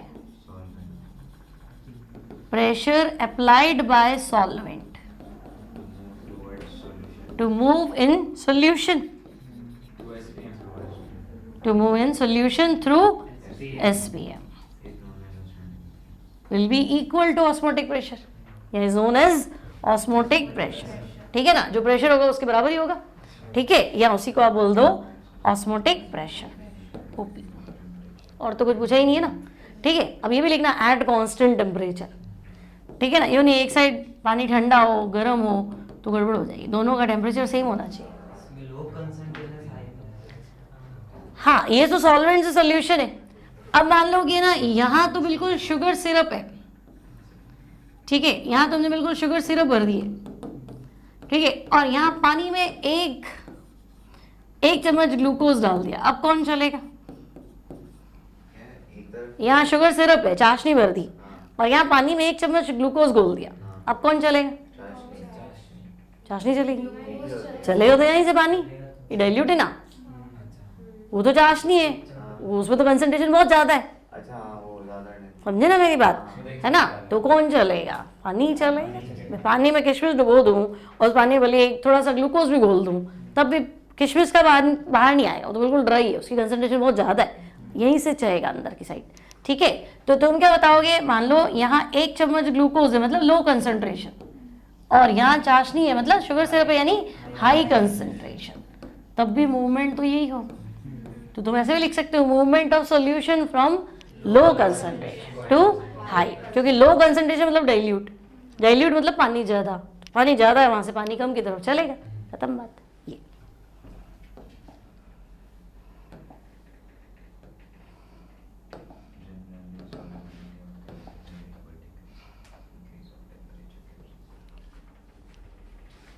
अब बताओ, गैस की द्रव में विलेयता ताप बढ़ाने पे कम हो जाती है, टेम्परेचर बढ़ाएंगे, देखो टेम्परेचर बढ़ाएंगे तो गैस मॉलिक्यूल्स की काइनेटिक एनर्जी बढ़ जाएगी, पक्का। भाई गैस को गर्म करेंगे तो गैस ज़्यादा फैलेगी ना, तो काइनेटिक एनर्जी तो बढ़ेगी ना, सिलेंडर कैसे ब्लास्ट होता है, गर्मी से ही तो ब्लास्ट हो जाता है, प्रेशर बढ़ता है ना। तो गैस टेम्परेचर बढ़ाएंगे तो गैस मॉलिक्यूल्स की काइनेटिक, टेम्परेचर बढ़ता है तो प्रेशर बढ़ता है।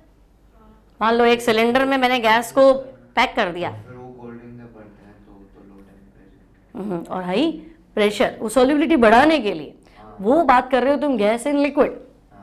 तो आपने क्या किया, हाई प्रेशर पे गैस को कंप्रेस कर दिया, मॉलिक्यूल ज़्यादा पास पास में आ गए, और लो टेम्परेचर है तो गैस उड़ नहीं पा रही है, तो ज़्यादा से ज़्यादा घुल जाएगी। कोल्ड ड्रिंक की जो बॉटल है ना, हाँ। उसको लाके गरम करें तो ब्लास्ट हो जाएगी हाँ बिल्कुल, कोल्ड ड्रिंक की बॉटल ढक्कन बंद रखो और गर्म कर दो, क्योंकि उसमें गैस बहुत सारी है ना। तो अब आपने क्या किया, हीट कर दिया तो उस गैस का प्रेशर बढ़ा, हल्का सा ही तुम है ना उसको शेक कर देते हो तो वो तो एकदम उछल के बाहर आती है। तो फिर अगर तुम है ना उसको क्या करो, गर्म करना शुरू कर दो, फूट जाएगी, कांच की बोतल होगी तो ब्लास्ट करेगी ऐसे। तो टेम्परेचर बढ़ाएंगे तो गैस मॉलिक्यूल्स की काइनेटिक एनर्जी बढ़ेगी, और अगर काइनेटिक एनर्जी बढ़ेगी तो गैस सॉल्यूशन में से एस्केप करेगी, उसकी नेचर है आउट होने की, गैस विलियन से बाहर निकल जाती है, स्किप्स फ्रॉम सॉल्यूशन। तो अब स्केप करेगी, इसका मतलब सॉल्युबिलिटी बढ़ी कि घटी, बाहर निकली ना गैस, तो सॉल्युबिलिटी क्या हो जाएगी, घटेगी, कम हो जाएगी। फिर how many grams of NaCl is required to make 200 ml of solution of 5% W/V। तो देखो पहले W/V परसेंट का फॉर्मूला सीखो, ऊपर होना चाहिए W, नीचे होना चाहिए V, इनटू होना चाहिए 100, सही है ना। तो हम कहेंगे भाई W मतलब मास ऑफ सॉल्यूट, ऊपर सॉल्यूट होता है तो mass of solute upon volume of solution into 100, ठीक है। अब W/V परसेंटेज में कितना है, 5, तो यहाँ 5 रखना है, परसेंटेज नहीं लिखना है, ठीक है। तो ये हो गया 5। सॉल्यूट का मास कितना फाइंड करना है, ठीक है, और वॉल्यूम ऑफ सॉल्यूशन कितना है 200 इनटू 100, तो 50 हो गया। 10 हुआ ना। हाँ सॉरी W इक्वल्स टू कितना 10 ग्राम, बस ये बोलो, सिंपल है, कोई तकलीफ नहीं। चलो आगे बढ़ते हैं।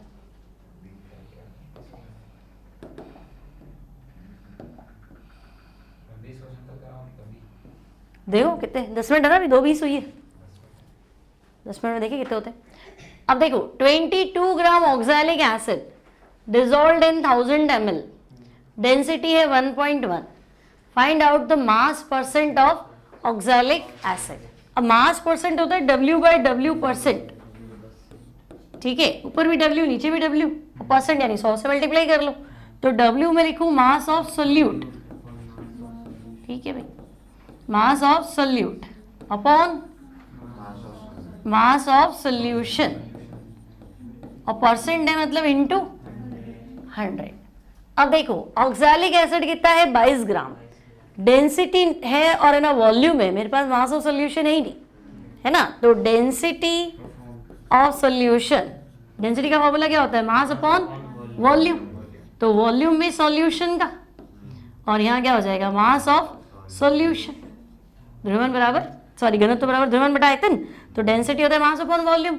डेंसिटी कितनी लाए हो, 1.1 ग्राम, ठीक है ना। मास ऑफ सॉल्यूशन मुझे फाइंड करना है, 1000 और वॉल्यूम कितना है 1000 ml, ये भी ml में ही है ना। हाँ तो 1.1 इंटू 1000 कर दो, तो 1100 आ जाएगा। 1.1 इंटू 1000, तो पॉइंट उड़ा दो। 1100 1100 हो गया, ठीक है। तो ये हो गया सॉल्यूशन का मास 1100 ग्राम्स। यहां तक तो कोई तकलीफ नहीं है। अब क्या बोला वो, W/W परसेंट निकालो, तो mass of solute 22, mass of solution कितना 1100 इंटू क्या कर दो 100। तो चलो उसको W/W परसेंट निकालते हैं। क्या रखूं सबसे पहले, सॉल्यूट मास कितना रखूं 22 अपॉन इंटू 100 ना। हाँ तो 2 आएगा, तो आंसर 2%। W/W परसेंट है ना, तो आंसर 2%। सिंपल है, ठीक है। ये फॉर्मूला तो याद भी नहीं करना, ऊपर भी W नीचे भी W, ऊपर सॉल्यूट नीचे सॉल्यूशन, परसेंट है तो 100, ppm है तो 10 लाख कर देना। बस छोड़ रही हो अभी, है ना। अब देखो नेक्स्ट, इक्विमोलर, मोलैरिटी सबकी सेम है। पूछा क्या इसने, बॉइलिंग पॉइंट, तो बॉइलिंग पॉइंट तो एलिवेट होता है, आई बढ़ेगा तो बॉइलिंग पॉइंट बढ़ेगा। पढ़ा था ना अपन ने, वेंट ऑफ फैक्टर जितना ज्यादा होगा एलिवेशन ज्यादा होगा और बॉइलिंग पॉइंट भी ज्यादा होगा। तो NaCl का आई बोलो 2, एक बोलोगे 2 हो जाएगा। AlCl3 है, आई कितना हो जाएगा 4, और यूरिया तो एक ही रहेगा, नो एसोसिएशन नो डिसोसिएशन। और MgCl2 बोलो, 1 Mg 2 क्लोरीन, टोटल कितना हुआ 3। तो अब तुम मुझे आंसर दे दो, arrange the following ascending order, छोटे से बड़ा।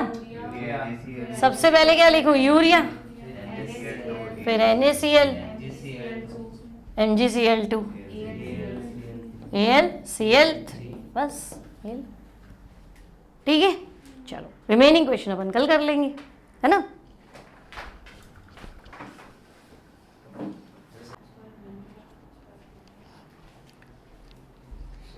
चलो भाई, सॉल्यूशन PYQs हाफ पार्ट अपन कर चुके हैं इसका, है ना। कितने हो गए क्वेश्चन अपने, 22 है ना, 22 ये कर लिया था, ठीक है। चलो नेक्स्ट है, write the definition of azeotropic mixture. ठीक है, एजियोट्रोपिक का मतलब कांस्टेंट बॉइलिंग पॉइंट मिक्सचर, मतलब तुम्हें एक ऐसा कंपोजिशन बनाना है 2 लिक्विड को मिला के जिनका बॉइलिंग पॉइंट क्या हो जाए, कांस्टेंट हो जाए। ठीक है, एजियोट्रोपिक मिक्सचर हिंदी में बोलते हैं स्थिर क्वाथी मिश्रण। स्थिर मतलब कांस्टेंट, क्वाथी मतलब बॉइलिंग पॉइंट। तो ऐसा मिक्सचर जिसका बॉइलिंग पॉइंट क्या हो जाए, कांस्टेंट। तो तुम लिख सकते हो कि mixture of 2 liquids at certain composition, 2 द्रवों का निश्चित मात्रा में मिश्रण। Mixture of 2 liquids at certain composition which boils at same temperature. ठीक है, which boils at same temperature या constant temperature. ठीक है, लिक्विड 2 है। जनरली क्या होता है, जिसका बॉइलिंग पॉइंट कम है वो पहले उबलता है, जिसका बॉइलिंग पॉइंट ज़्यादा है वो बाद में उबलता है। लेकिन मैंने तो ऐसा कंपोजिशन बनाया कि दोनों एक साथ एक ही समय पे बॉइल हो, तो उसे मैं क्या कह दूंगी, एजियोट्रोपिक मिक्सचर। अब कल कोई पूछ लेगी एजियोट्रोपिक कितने तरह के होते हैं, 2 टाइप के होते हैं। एक मिनिमम बॉइलिंग पॉइंट एजियोट्रोप, ठीक है, मतलब दोनों लिक्विड का जो बॉइलिंग पॉइंट है और मिक्सचर का जो बॉइलिंग पॉइंट है वो दोनों लिक्विड से नीचे आएगा। आएगा समझ में ना, ए का बॉइलिंग पॉइंट, बी का बॉइलिंग पॉइंट, मिक्सचर का दोनों से क्या आएगा, नीचे आएगा। Minimum boiling point azeotrope. और दूसरा होता है मैक्सिमम बॉइलिंग पॉइंट एजियोट्रोप, यानी मिक्सचर का बॉइलिंग पॉइंट दोनों से ऊपर आए, भले 0.1 डिग्री ऊपर आए पर ऊपर आएगा। आई बात समझ में। तो ये कब होगा, जब आपका मिक्सचर जो है, बॉइलिंग पॉइंट और वेपर प्रेशर में क्या रिलेशन होता है, हाँ इनवर्स, वेपर जल्दी जल्दी बनेगी तो जल्दी बॉईल हो जाएगा ना, तो वेपर प्रेशर ज़्यादा तो बॉइलिंग पॉइंट तो कम, कम टेम्परेचर पे बॉईल हो जाएगा। ठीक है, तो मिनिमम बॉइलिंग पॉइंट तब होगा जब राउल्स लॉ से क्या होगा, पॉजिटिव डेविएशन, क्योंकि वेपर प्रेशर बढ़ाना चाह रहे हो, बॉइलिंग पॉइंट कम करना चाह रहे हो, तो positive deviation from Raoult's law. ठीक है, राउल के नियम से धनात्मक विचलन। और बॉइलिंग पॉइंट मैक्सिमम वाला कब आएगा, जब होगा negative deviation from Raoult's law. इतनी बात क्लियर है। पहले तुमसे पूछेगा एजियोट्रोप क्या है ना, तो आपको तो 2019 का सवाल है ना, आपको तो सिर्फ यही लिखना था एजियोट्रोप क्या होता है, एजियोट्रोपिक मिक्सचर किसे कहते हैं, बस सिर्फ आपको डेफिनेशन लिखनी थी। ठीक है, फिर एक दूसरा सवाल भी कराया था कि एजियोट्रोप्स जो है कौन से डिस्टिलेशन से सेपरेट हो सकते हैं, नहीं हो सकते, फ्रैक्शनल डिस्टिलेशन से सेपरेट नहीं हो सकते हैं, याद रखना, ये भी सवाल आ चुका है। ठीक है, यहाँ तक क्लियर है, कोई डाउट नहीं, समझ में आ गया एजियोट्रोप। आगे बढ़े, नेक्स्ट क्वेश्चन देखो, 0.05 तो है मोलैरिटी, सॉल्यूशन कौन सा है, K4FeCN6 at 300 kelvin is 92% dissociated, calculate the osmotic pressure. ठीक है, अब हमारा फॉर्मूला तो ये है पाई इक्वल्स टू CRT, लेकिन मुझे तो पता है K4FeCN6 टूटने वाला है, तो ये हो जाएगा ICRT। अब थोड़ा लॉजिक समझना रुद्र, K4FeCN6 कितने टुकड़े होंगे, 5, 4 तो पोटेशियम और एक कॉम्प्लेक्स आयन, 5, तो बच्चे क्या करेंगे I5 कर देंगे, तो वो 5 तो हम तब करेंगे जब ये पूरा घुल जाता होगा, लेकिन वो तो कह रहा है ना 92% डिसोसिएट होता है, तो तुम्हें अल्फा दिया हुआ है ना, अल्फा कितना है 92%, यानी 92/100.90।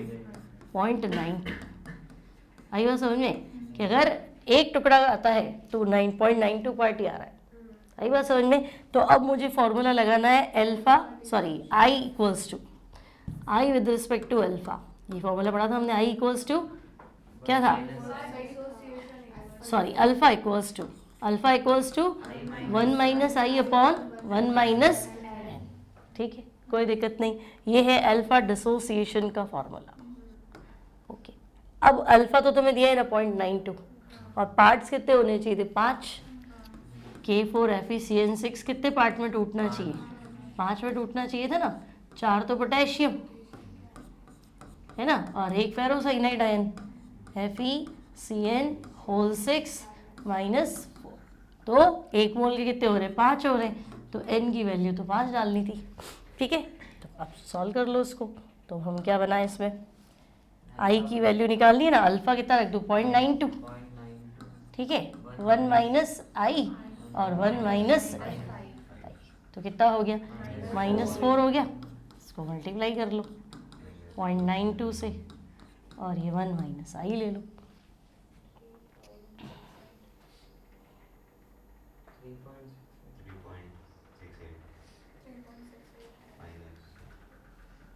कितना आया 3.68 माइनस में 3.68, और ये कितना हो गया 1 - I। अब I इधर ले आऊँ तो उधर चला जाएगा, तो I equals to 1 + 3.68 4.6। I positive आएगा हर बार है ना, ऐसे परेशान मत होना। ये अब मुझे ये लगना है pi equals to CRT, ICRT, I आ गया ना तुम्हारे पास। ठीक है, तो अब आपका फॉर्मूला वापस पाई इक्वल्स टू ICRT, ठीक है ना, तो I की वैल्यू कितनी है 4.68, कंसंट्रेशन दी हुई है ना, कंसंट्रेशन कितनी है 0.05, R की वैल्यू कितनी है 0.0821, और टेम्परेचर कितना है, टेम्परेचर कितना है 300 केल्विन। बस इसको सॉल्व कर लो, आंसर आ जाएगा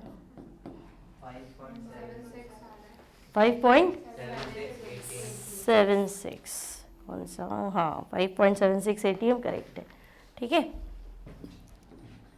5.76, R की यूनिट ATM में रखी ना, तो प्रेशर की यूनिट ATM। क्लियर है। इसमें एक ये नया फॉर्मूला है, ये तुमने अभी तक काम में नहीं लिया था पिछले PYQs में, है ना, इसको लिख लो, alpha dissociation 1 - I upon 1 - n।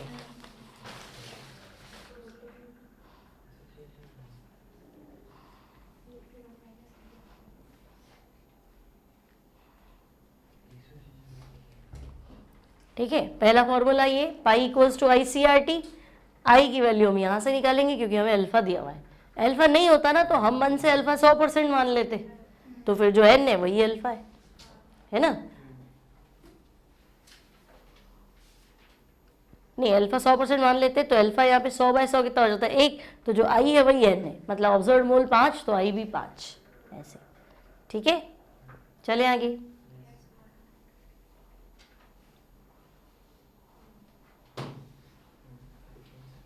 दो फॉर्मूले लिख दो, बाकी सॉल्व तुम्हें अपने आप करना है ना। नेक्स्ट देखो, explain the reason for high boiling point of solution containing non volatile solute then boiling point of pure solvent. ये सप्लीमेंट्री का है 2019 का। अब अगर तुम नॉन वॉलेटाइल सोल्यूट मिलाते हो तो बॉइलिंग पॉइंट बढ़ जाता है। देखो हमने पढ़ा था ये प्योर लिक्विड, शुद्ध द्रव, शुद्ध विलायक, प्योर लिक्विड, सिर्फ पानी है, आराम से क्या करेगा, वेपर बनाएगा। क्या तकलीफ थी इसको, कोई प्रॉब्लम नहीं थी।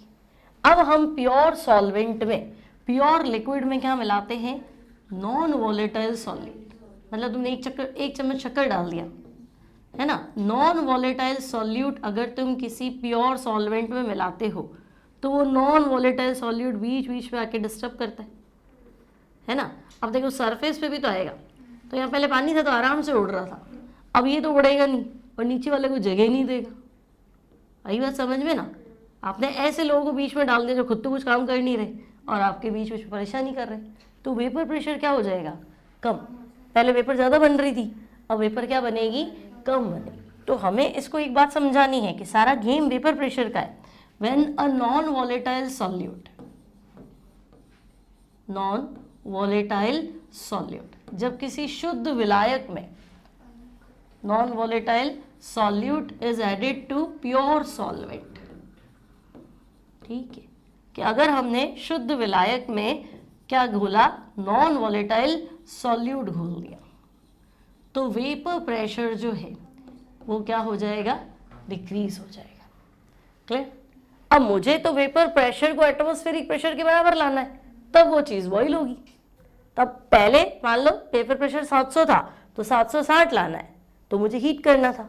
अब तुमने ये घोल के वेपर प्रेशर मान लो 650 कर दिया, तो अब मुझे 760 लाना है, तो क्या करना पड़ेगा, ज़्यादा हीट करना पड़ेगा, है ना भाई। बॉइलिंग पॉइंट क्या होता है, तो हम कहेंगे एक लिक्विड का वेपर प्रेशर, लिक्विड का वेपर प्रेशर किसके बराबर हो जाए, एटमॉस्फेरिक प्रेशर। ठीक है, तो पहले ये चीज़ ज़्यादा थी, इसको यहाँ तक लाना है।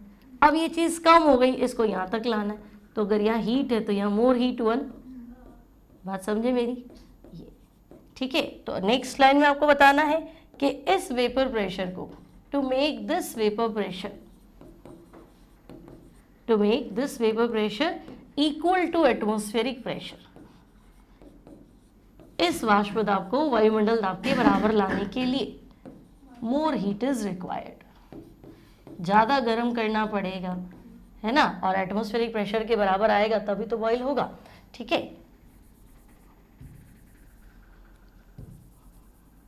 To make atmospheric pressure more heat is required, hence boiling point of solution, boiling point of solution is more than solvent. आपके सॉल्वेंट से तो सॉल्यूशन का बॉइलिंग पॉइंट हमेशा ज़्यादा होगा क्योंकि उसका वेपर प्रेशर कम होता है। इतनी बात क्लियर है। क्वेश्चन वही आते हैं घूम फिर के, ध्यान रखना बोर्ड्स में। अब डिफाइन ऑस्मोसिस और दूसरा, which thing is important in this process, semi permeable membrane के बिना तो ऑस्मोसिस नहीं होता, तो कौन सी चीज़ इंपॉर्टेंट है, तो हम कहेंगे एसपीएम, सेमी परमिएबल मेम्ब्रेन। किसकी बनी होती है, सेल्यूलोज की बनी होती है, सेल्यूलोज एसीटेट। एक तो पोटेशियम फेरोसाइनाइड की भी बनी होती है। ठीक है, ये पार्चमेंट पेपर भी एसपीएम की तरह काम करता है। ठीक है, और दूसरा ऑस्मोसिस होता है सॉल्वेंट का, एसपीएम के थ्रू कहाँ मूव करना, सॉल्यूशन की तरफ। इसमें आपको लो और हाई लिखना ही नहीं, क्योंकि सॉल्वेंट है मतलब कंसंट्रेशन जीरो ही होगी, से पानी है ना, और सॉल्यूशन मतलब ग्लूकोज वाटर है, तो पानी ग्लूकोज वाटर में चलेगा। तो movement of solvent toward solution through SPM, उसे हम कहते हैं क्या, ऑस्मोसिस। तो एक तो आप ये लिख सकते हो, और दूसरा आप लिख सकते हो, मान लो सॉल्यूशन है, सॉल्यूशन ए और बी, तो आपको तो पता है वाटर ज़्यादा से कम की तरफ चलेगा, तो वाटर ज़्यादा मतलब कंसंट्रेशन कम, और वाटर कम मतलब कंसंट्रेशन ज़्यादा। तो सॉल्यूशन का लो कंसंट्रेशन से हाई कंसंट्रेशन की ओर जाना थ्रू एसपीएम, उसे भी हम क्या कहते हैं, ऑस्मोसिस। आई बात समझ में? नेक्स्ट,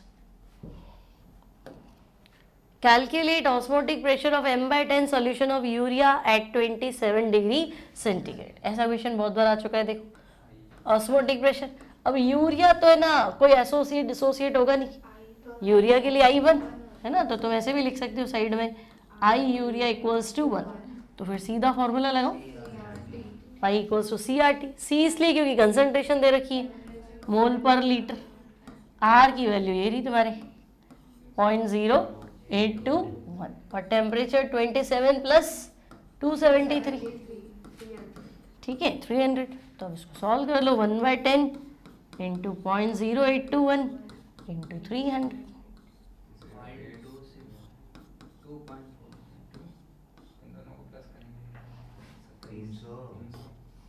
ये तो काट देना, और बस कितना हुआ 3 6 और 2 4, हाँ 2.463 ATM, बस क्लियर है, कोई डाउट नहीं यहाँ तक तो।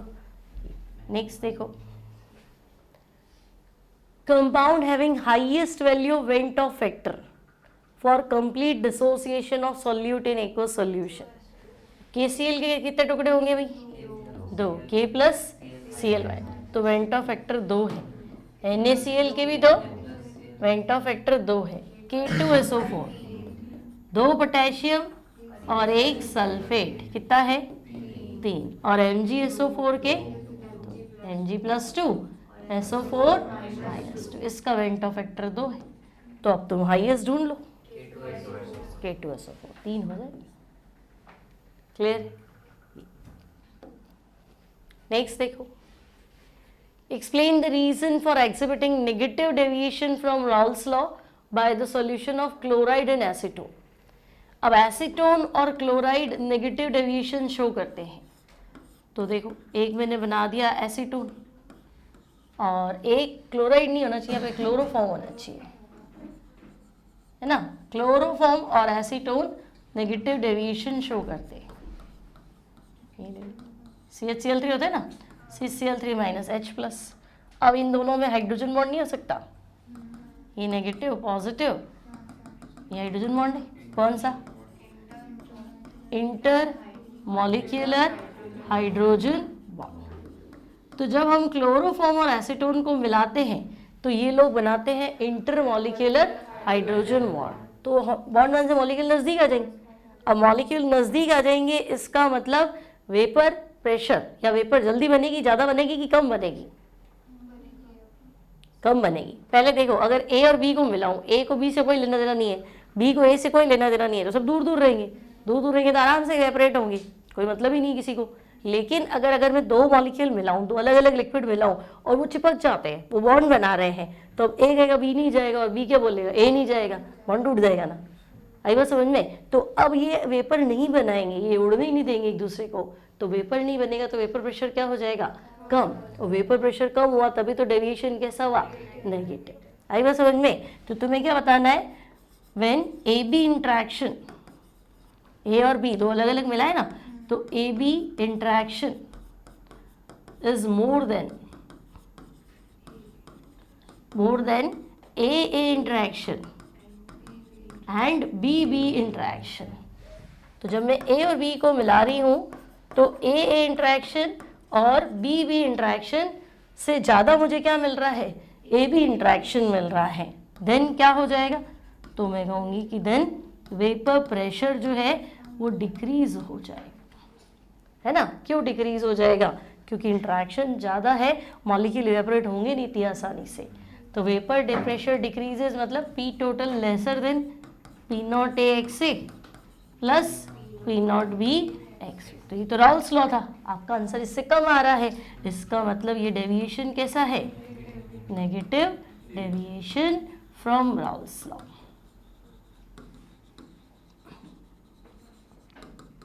ठीक है, negative deviation from Raoult's law.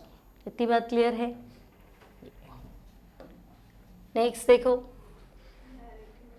ये तो अपन ने 4 बार कर लिया। मोलैरिटी 5 ग्राम एनएच, पता नहीं कितनी बार पूछा, ये तो बोर्ड का फेवरेट क्वेश्चन है। मास 5, मोलर मास 40 इंटू 1000 और वॉल्यूम कितना 250। कर लोगे ना? तो याद ही हो गया होगा ये 0.5। ठीक है, यूनिट में कैपिटल एम, मोल पर लीटर। ये भी कर लिया था ना, वैल्यू अलग है। ठीक है, देखो 1.25 ग्राम आएगा, है ना।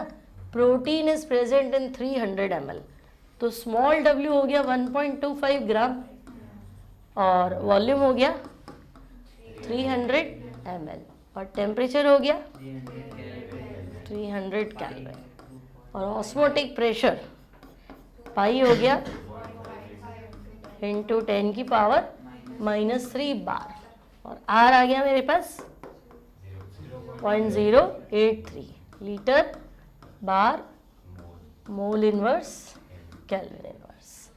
सही है। और कैलकुलेट क्या करना है? Molar mass. अब प्रोटीन का तो कोई एसोसिएशन डिसोसिएशन है नहीं, तो सीधा आप चाहो तो लिख सकते हो आई प्रोटीन 1 कर देते हैं और फॉर्मूला लगा लेते हैं पाई इक्वल्स टू CRT। ठीक है, तो पाई इक्वल्स टू CRT में पाई तो दे रखा है ना 2.5 इंटू 10 की पावर -3। सी कंसंट्रेशन नहीं है ना, तो अपन दूसरा फॉर्मूला लगा लेते हैं WRT अपॉन MV, है ना। दूसरा फॉर्मूला क्या है? WRT upon MV। तो W वेट है 1.25, R है 0.083, टेम्परेचर 300 है और वॉल्यूम भी 300 है ना, और मोलर मास निकालना है। ठीक है, ये तो काट दे, तो M जो आएगा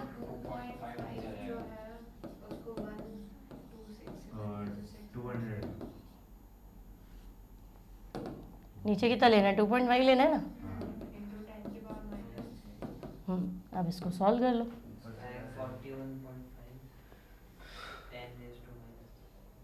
10 की बार माइनस आएगा, 10 की बार आना तो नहीं चाहिए, पॉइंट बढ़ा दो। 3 और 1 4 हुए ना। 83 को 125 से मल्टीप्लाई कर लो।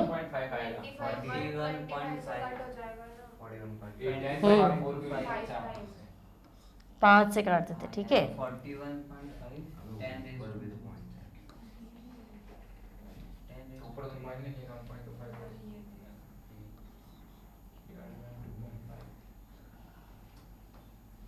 बस। और एक 10 की पावर, एक डेटा मिसिंग तो नहीं है कुछ?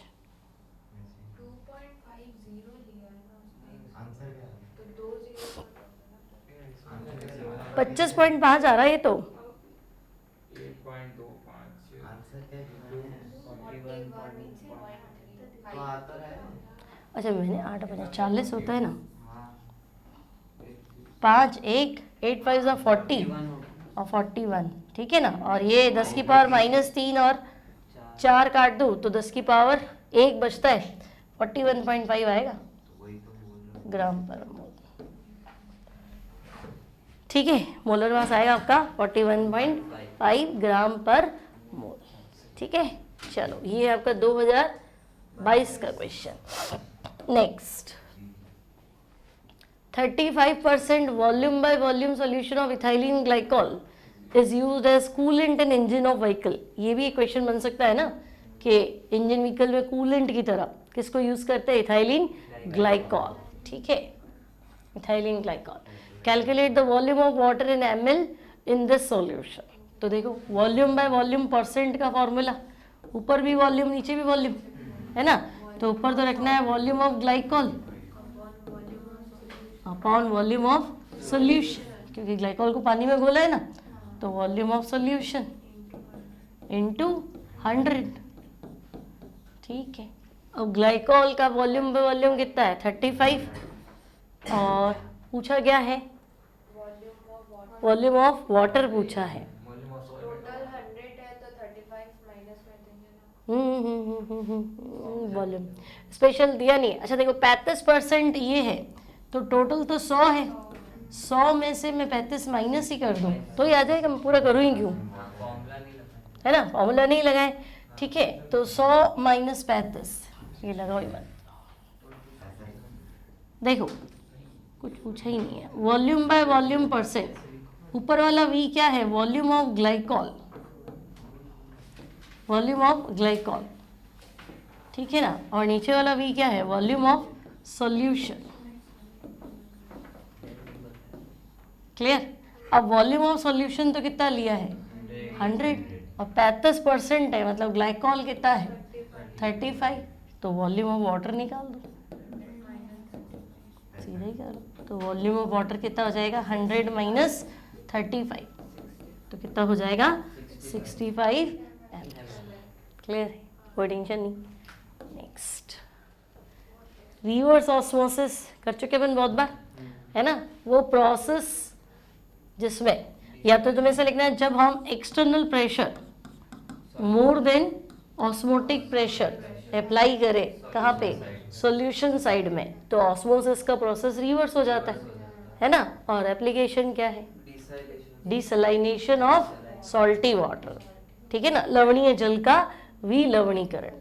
और उल्टा देखो same question, write the name of method used in desalination है, वो डिसॉल्टिफिकेशन है। ठीक है, डिसॉल्टिफिकेशन ऑफ सी वाटर, तब भी आंसर वही आएगा। इसका आंसर ये है रिवर्स ऑस्मोसिस, और इसका यूज क्या है, ये है। ठीक है, और एग्जाम में तुम वो डायग्राम भी बना देना, एग्जाम में डायग्राम भी बनाओगे ना, यहाँ से पानी आएगा, यहाँ से जाना चाहिए था, तो ये तो SPM हो गया। यहाँ पे तुम क्या भर दोगे, यहाँ पे भरना है सॉल्टी वाटर, ठीक है ना, और वहाँ पे क्या भरना है, प्योर वाटर। ठीक है, और यहाँ P external greater than osmotic pressure, तो यहाँ से पानी यहाँ की साइड चले, ठीक है ना, यहाँ आपको लिखना से वाटर चलेगा, सॉल्ट थोड़ा ना चलेगा, ठीक है ना, तो यहाँ से आपको प्योर वाटर मिलेगा। बस ये भी बना सकते थे। ठीक है, यदि विलयन पर परासरण दाब से अधिक बाह्य दाब लगाया जाए तो परासरण की क्रिया विपरीत हो जाती है। ठीक है ना, इसे हम बोलते हैं रिवर्स ऑस्मोसिस, व्युत्क्रम परासरण। अब देखो एक सॉल्यूशन में 1 मोल इथेनॉल है, 2 मोल ग्लाइकॉल है और 2 मोल वाटर है, मोल फ्रैक्शन निकालना। ठीक है, तो देखो एक तो इथेनॉल है ना, और इथेनॉल के बाद क्या है, ग्लाइकॉल है, और क्या है, वाटर है, 3 चीजें हैं। ठीक है, इथेनॉल के मोल कितने हैं, 1 है ना, आप चाहो तो ऐसे लिख सकते हो N इथेनॉल, फिर N ग्लाइकॉल, ग्लाइकॉल के मोल 2 है, और वाटर के मोल कितने हैं, 2 है। ठीक है ना, टोटल मोल कितने हो गए, 5। हाँ, अब मोल फ्रैक्शन ऑफ ग्लाइकॉल निकालो, तो मोल फ्रैक्शन क्या होता है, 1 के मोल अपन सबके मोल, तो ऊपर आ जाएगा ग्लाइकॉल के मोल अपॉन टोटल मोल, तो ग्लाइकॉल के मोल कितने, 2, टोटल कितने, 5। बस 2/5 पे छोड़ देना, है ना। फ्रैक्शन में कभी भी पॉइंट निकालने की जरूरत नहीं, फ्रैक्शन मतलब टोटल में मेरा हिस्सा कितना है, 5 और 2 मुझे मिलेंगे, 2/5 ऐसे। ठीक है, next define an ideal solution, right 2 of its characteristics. तो देखो पहले हमने पढ़ना है राउल्स लॉ, है ना। राउल्स लॉ होता है P total equals to P0 A XA plus P0 B XB। तो पहला पॉइंट जो राउल के नियम का पालन करते हैं उसे क्या बोलते हैं, आइडियल सॉल्यूशन, आदर्श विलयन। ठीक है, तो आपको डेफिनेशन लिखनी है आइडियल सॉल्यूशन, तो तुम्हें बताना है दो solution which follows Raoult's law, है ना, या विच ओबेज राउल्स लॉ, जो राउल के नियम का पालन करते हैं उन्हें आदर्श विलयन कहते हैं। फिर आपको कैरेक्टर बताना है, तो ये पहला लिख दो, फॉर दिस सॉल्यूशन, एक तो ये हो। फिर हमें दो ऐसे सॉल्यूशन मिलाने हैं कि उनमें न तो इंट्रैक्शन हो न डिस्ट्रैक्शन हो, न तो मॉलिक्यूल एक दूसरे को अट्रैक्ट करे न ही उनके बॉन्ड टूट जाए, बीच में भी नहीं आए, तो हम कहेंगे इनके लिए डेल्टा वी मिक्स 0, मतलब 1 लीटर मिलाओ तो आंसर 2 लीटर आना चाहिए, ऐसे।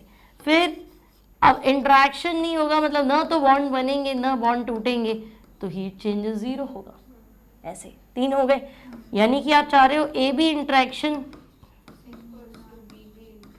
ए B interaction similar to A and B interact, है ना, जो ए के साथ अट्रैक्शन है, बी का बी के साथ अट्रैक्शन है, वही ए का बी के साथ अट्रैक्शन होना चाहिए।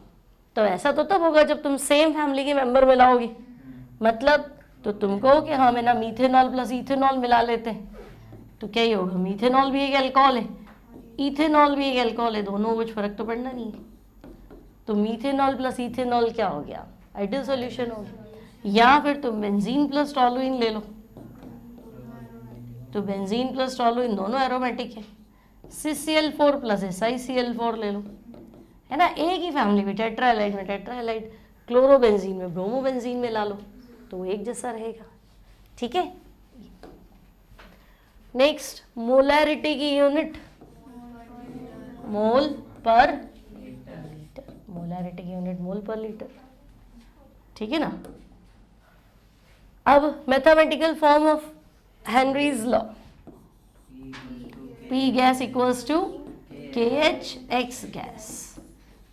ठीक है ना, X मतलब मोल फ्रैक्शन ऑफ गैस हो गया, P हो गया pressure applied by the gas, KH हो गया हेनरी कांस्टेंट। ठीक है, सीधा फॉर्मूला आपका हेनरी लॉ का। फिर saturated solution, maximum amount of solute that can be dissolved in a solvent, है ना, विलय की अधिकतम मात्रा जो विलायक में घोली जा सके एट कांस्टेंट टेम्परेचर लिखना।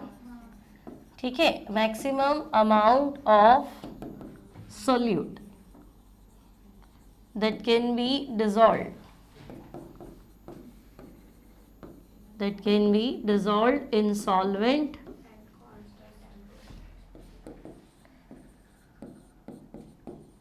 ठीक है।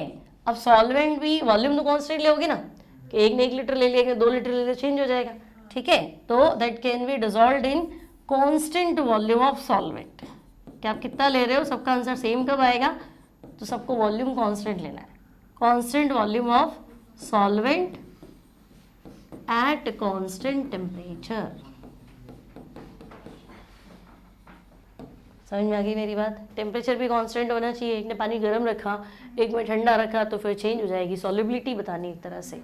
ठीक है, तो उसे हम कहेंगे सैचुरेटेड सॉल्यूशन। और आप ऐसा भी लिख सकते हो कि मैक्सिमम अमाउंट ऑफ सोल्यूट है ना, अमाउंट ऑफ सोल्यूट या after the preparation of a solution no more solute can be dissolved in a solvent, then it is called saturated solution. ऐसा विलयन जिसमें और अधिक विलय को नहीं घोला जा सकता, तो सैचुरेटेड हो गया, संतृप्त विलयन ऐसे। ठीक है, उल्टा पूछ ले तो ध्यान रख। Right the name of solute and solvent present in sodium amalgam.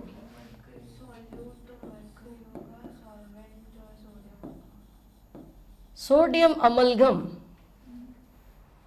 Amalgam क्या होता है, ये मरकरी होता है, सोडियम मिक्स करा, सोल्यूट सोडियम होगा। चेक करो एक बार एनसीईआरटी। अमलगम तो मरकरी में अगर अपन कुछ मिलाते हैं ना, तो हम एल्यूमिनियम नहीं, अमलगम मतलब मरकरी है। एनसीईआरटी है, मोबाइल में होगी ना एनसीईआरटी, एक बार चेक करो। इसने क्या दिया है,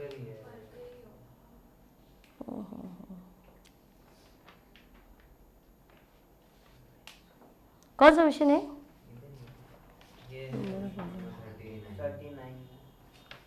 39 सॉल्यूट मरकरी, मरकरी है, एक बार देना एनसीईआरटी चेक करें।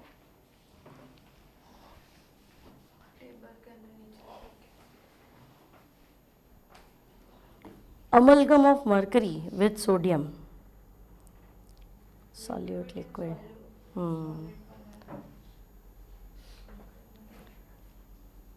अभी जो लैंग्वेज इसलिए amalgam of mercury with sodium, ठीक है। देखो सोडियम अमलगम मतलब एक तो है सोडियम, ठीक है, और अमलगम मतलब मरकरी, ठीक है, एक चीज है मरकरी। अब मरकरी तो तुम्हारा हो गया लिक्विड और सोडियम क्या हो गया, सॉलिड। क्लियर? तो सोडियम अमलगम मतलब इन दोनों का मिक्सचर। अब सॉल्यूट एंड सॉल्वेंट, मेरे को थोड़ा सा गड़बड़ लग रहा है बट आपको एनसीईआरटी ने इस चैप्टर में दिया है amalgam of mercury with sodium, ठीक है। देखो तो मरकरी तो आपको मिलाना पड़ता है कम, है ना, और सोडियम मिलाना पड़ता है ज़्यादा। मेन तो यही कॉन्सेप्ट है सॉल्यूट सॉल्वेंट का। तो अब जो कम मिलाओगे वो क्या हो जाएगा, सॉल्यूट, है ना। सोडियम अमलगम होगा तो सॉलिड, तो सॉलिड होगा, इसका मतलब ये वाला पार्ट ज़्यादा है, तो ये इसको क्या मान लेंगे, सॉल्वेंट, ठीक है। ये चलो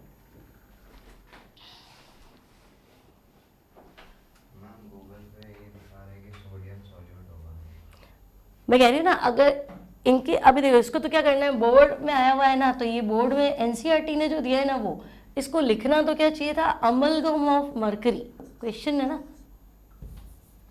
क्योंकि इसी क्वेश्चन को आप है ना उसमें पढ़ोगे ना सरफेस केमिस्ट्री में, तो ये उल्टा आंसर देगा।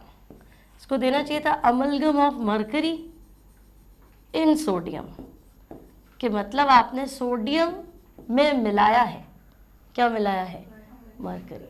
लेकिन जब आप बोलते हो सोडियम अमलगम तो हम तो ये सोचेंगे ना अमलगम मरकरी में आपने सोडियम मिलाया, तो मरकरी सॉल्वेंट हुआ और सोडियम ये हुआ, ऐसे, ठीक है ना। तो ये अब इनके बोर्ड में आया हुआ है ना ऐसा, तो फिर ये सही तो इनका वही माना जाएगा जो एनसीईआरटी में है। अब एनसीईआरटी में इस चैप्टर में ये लिखा है तो ये क्वेश्चन कंट्रोवर्सी बनेगा। बोनस तो नहीं अब होगा क्या, हमने तो आपको ये चैप्टर दिया, आपको सरफेस केमिस्ट्री दिया ही नहीं, इसी को सरफेस केमिस्ट्री में पढ़ोगे तो उल्टा दिया हुआ है, फिर क्या करेगा, ठीक है। तो आपके सरफेस केमिस्ट्री कोर्स में नहीं है ना, वो टीचर तो फंस जाता है ना, वो तो बेचारा सब पढ़ाता है। अब देखो 0.5 mole of a gas A and 4.5 mole of gas B mix to form solution, mole fraction बताना है, कर लेंगे। दो गैस हैं, एक तो A और एक B, ठीक है। तो गैस A गैस B है ना, इसके मोल ले लेते हैं 0.5 और इसके मोल ले लेते हैं 4.5, ठीक है। और मोल फ्रैक्शन पूछे हैं A के, तो A के मोल अपॉन टोटल मोल, तो A के मोल कितने 0.5, टोटल कितने 0.5 प्लस 4.5, 0.5 अपॉन 5, ठीक है 0.1। Next 0.05 mole of ethanoic acid is dissolved in 250 gram of benzene, calculate molality, ठीक है। अब देखो मोलालिटी का फॉर्मूला लिखें, मोल्स ऑफ सोल्यूट, मोलालिटी होता है 1 किलो में कितने मोल है, तो मोल तो मुझे दे रखे हैं। अब 1 किलो की जगह आप चेंज करोगे ऑब्वियस है, तो मास ऑफ सॉल्वेंट होगा, मोलर मास का तो आपका कोई लेना देना नहीं, मास ऑफ सॉल्वेंट। और मुझे तो 1 किलो चाहिए, मान लो तुम्हारे पास यहाँ ग्राम्स है तो इसको 1000 से डिवाइड करना, मतलब 1000 ऊपर ले लो। अब मोल्स कितने हैं 0.05 और कितने में घोला हुआ है 250 into 1000,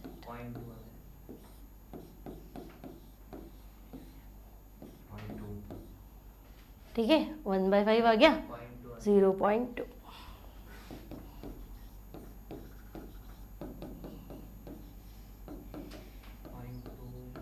स्मॉल एम मोल पर केजी, ठीक है। वैसे अपन फॉर्मूला लगाते मास अपॉन मोलर मास, तो मास अपॉन मोलर मास मोल से तो होता है, तो मोल दे दिए ना, है ना। हमारा फॉर्मूला क्या था, mass upon molar mass into 1000 upon mass of solvent. तो मास अपॉन मोलर मास की जगह सीधा मोल्स डाल दो ना, क्योंकि आपको क्वेश्चन में मोल्स दिया हुआ है ना। और डेफिनेशन क्या है, 1 किलो में कितने मोल्स है, तो मोल्स और 1 किलो दिया, ठीक है। ये लेटेस्ट है, लास्ट ईयर वाला पेपर काफी स्टैंडर्ड बना है ना। बस इतनी ही क्या, और खत्म हो गया, ठीक है चलो।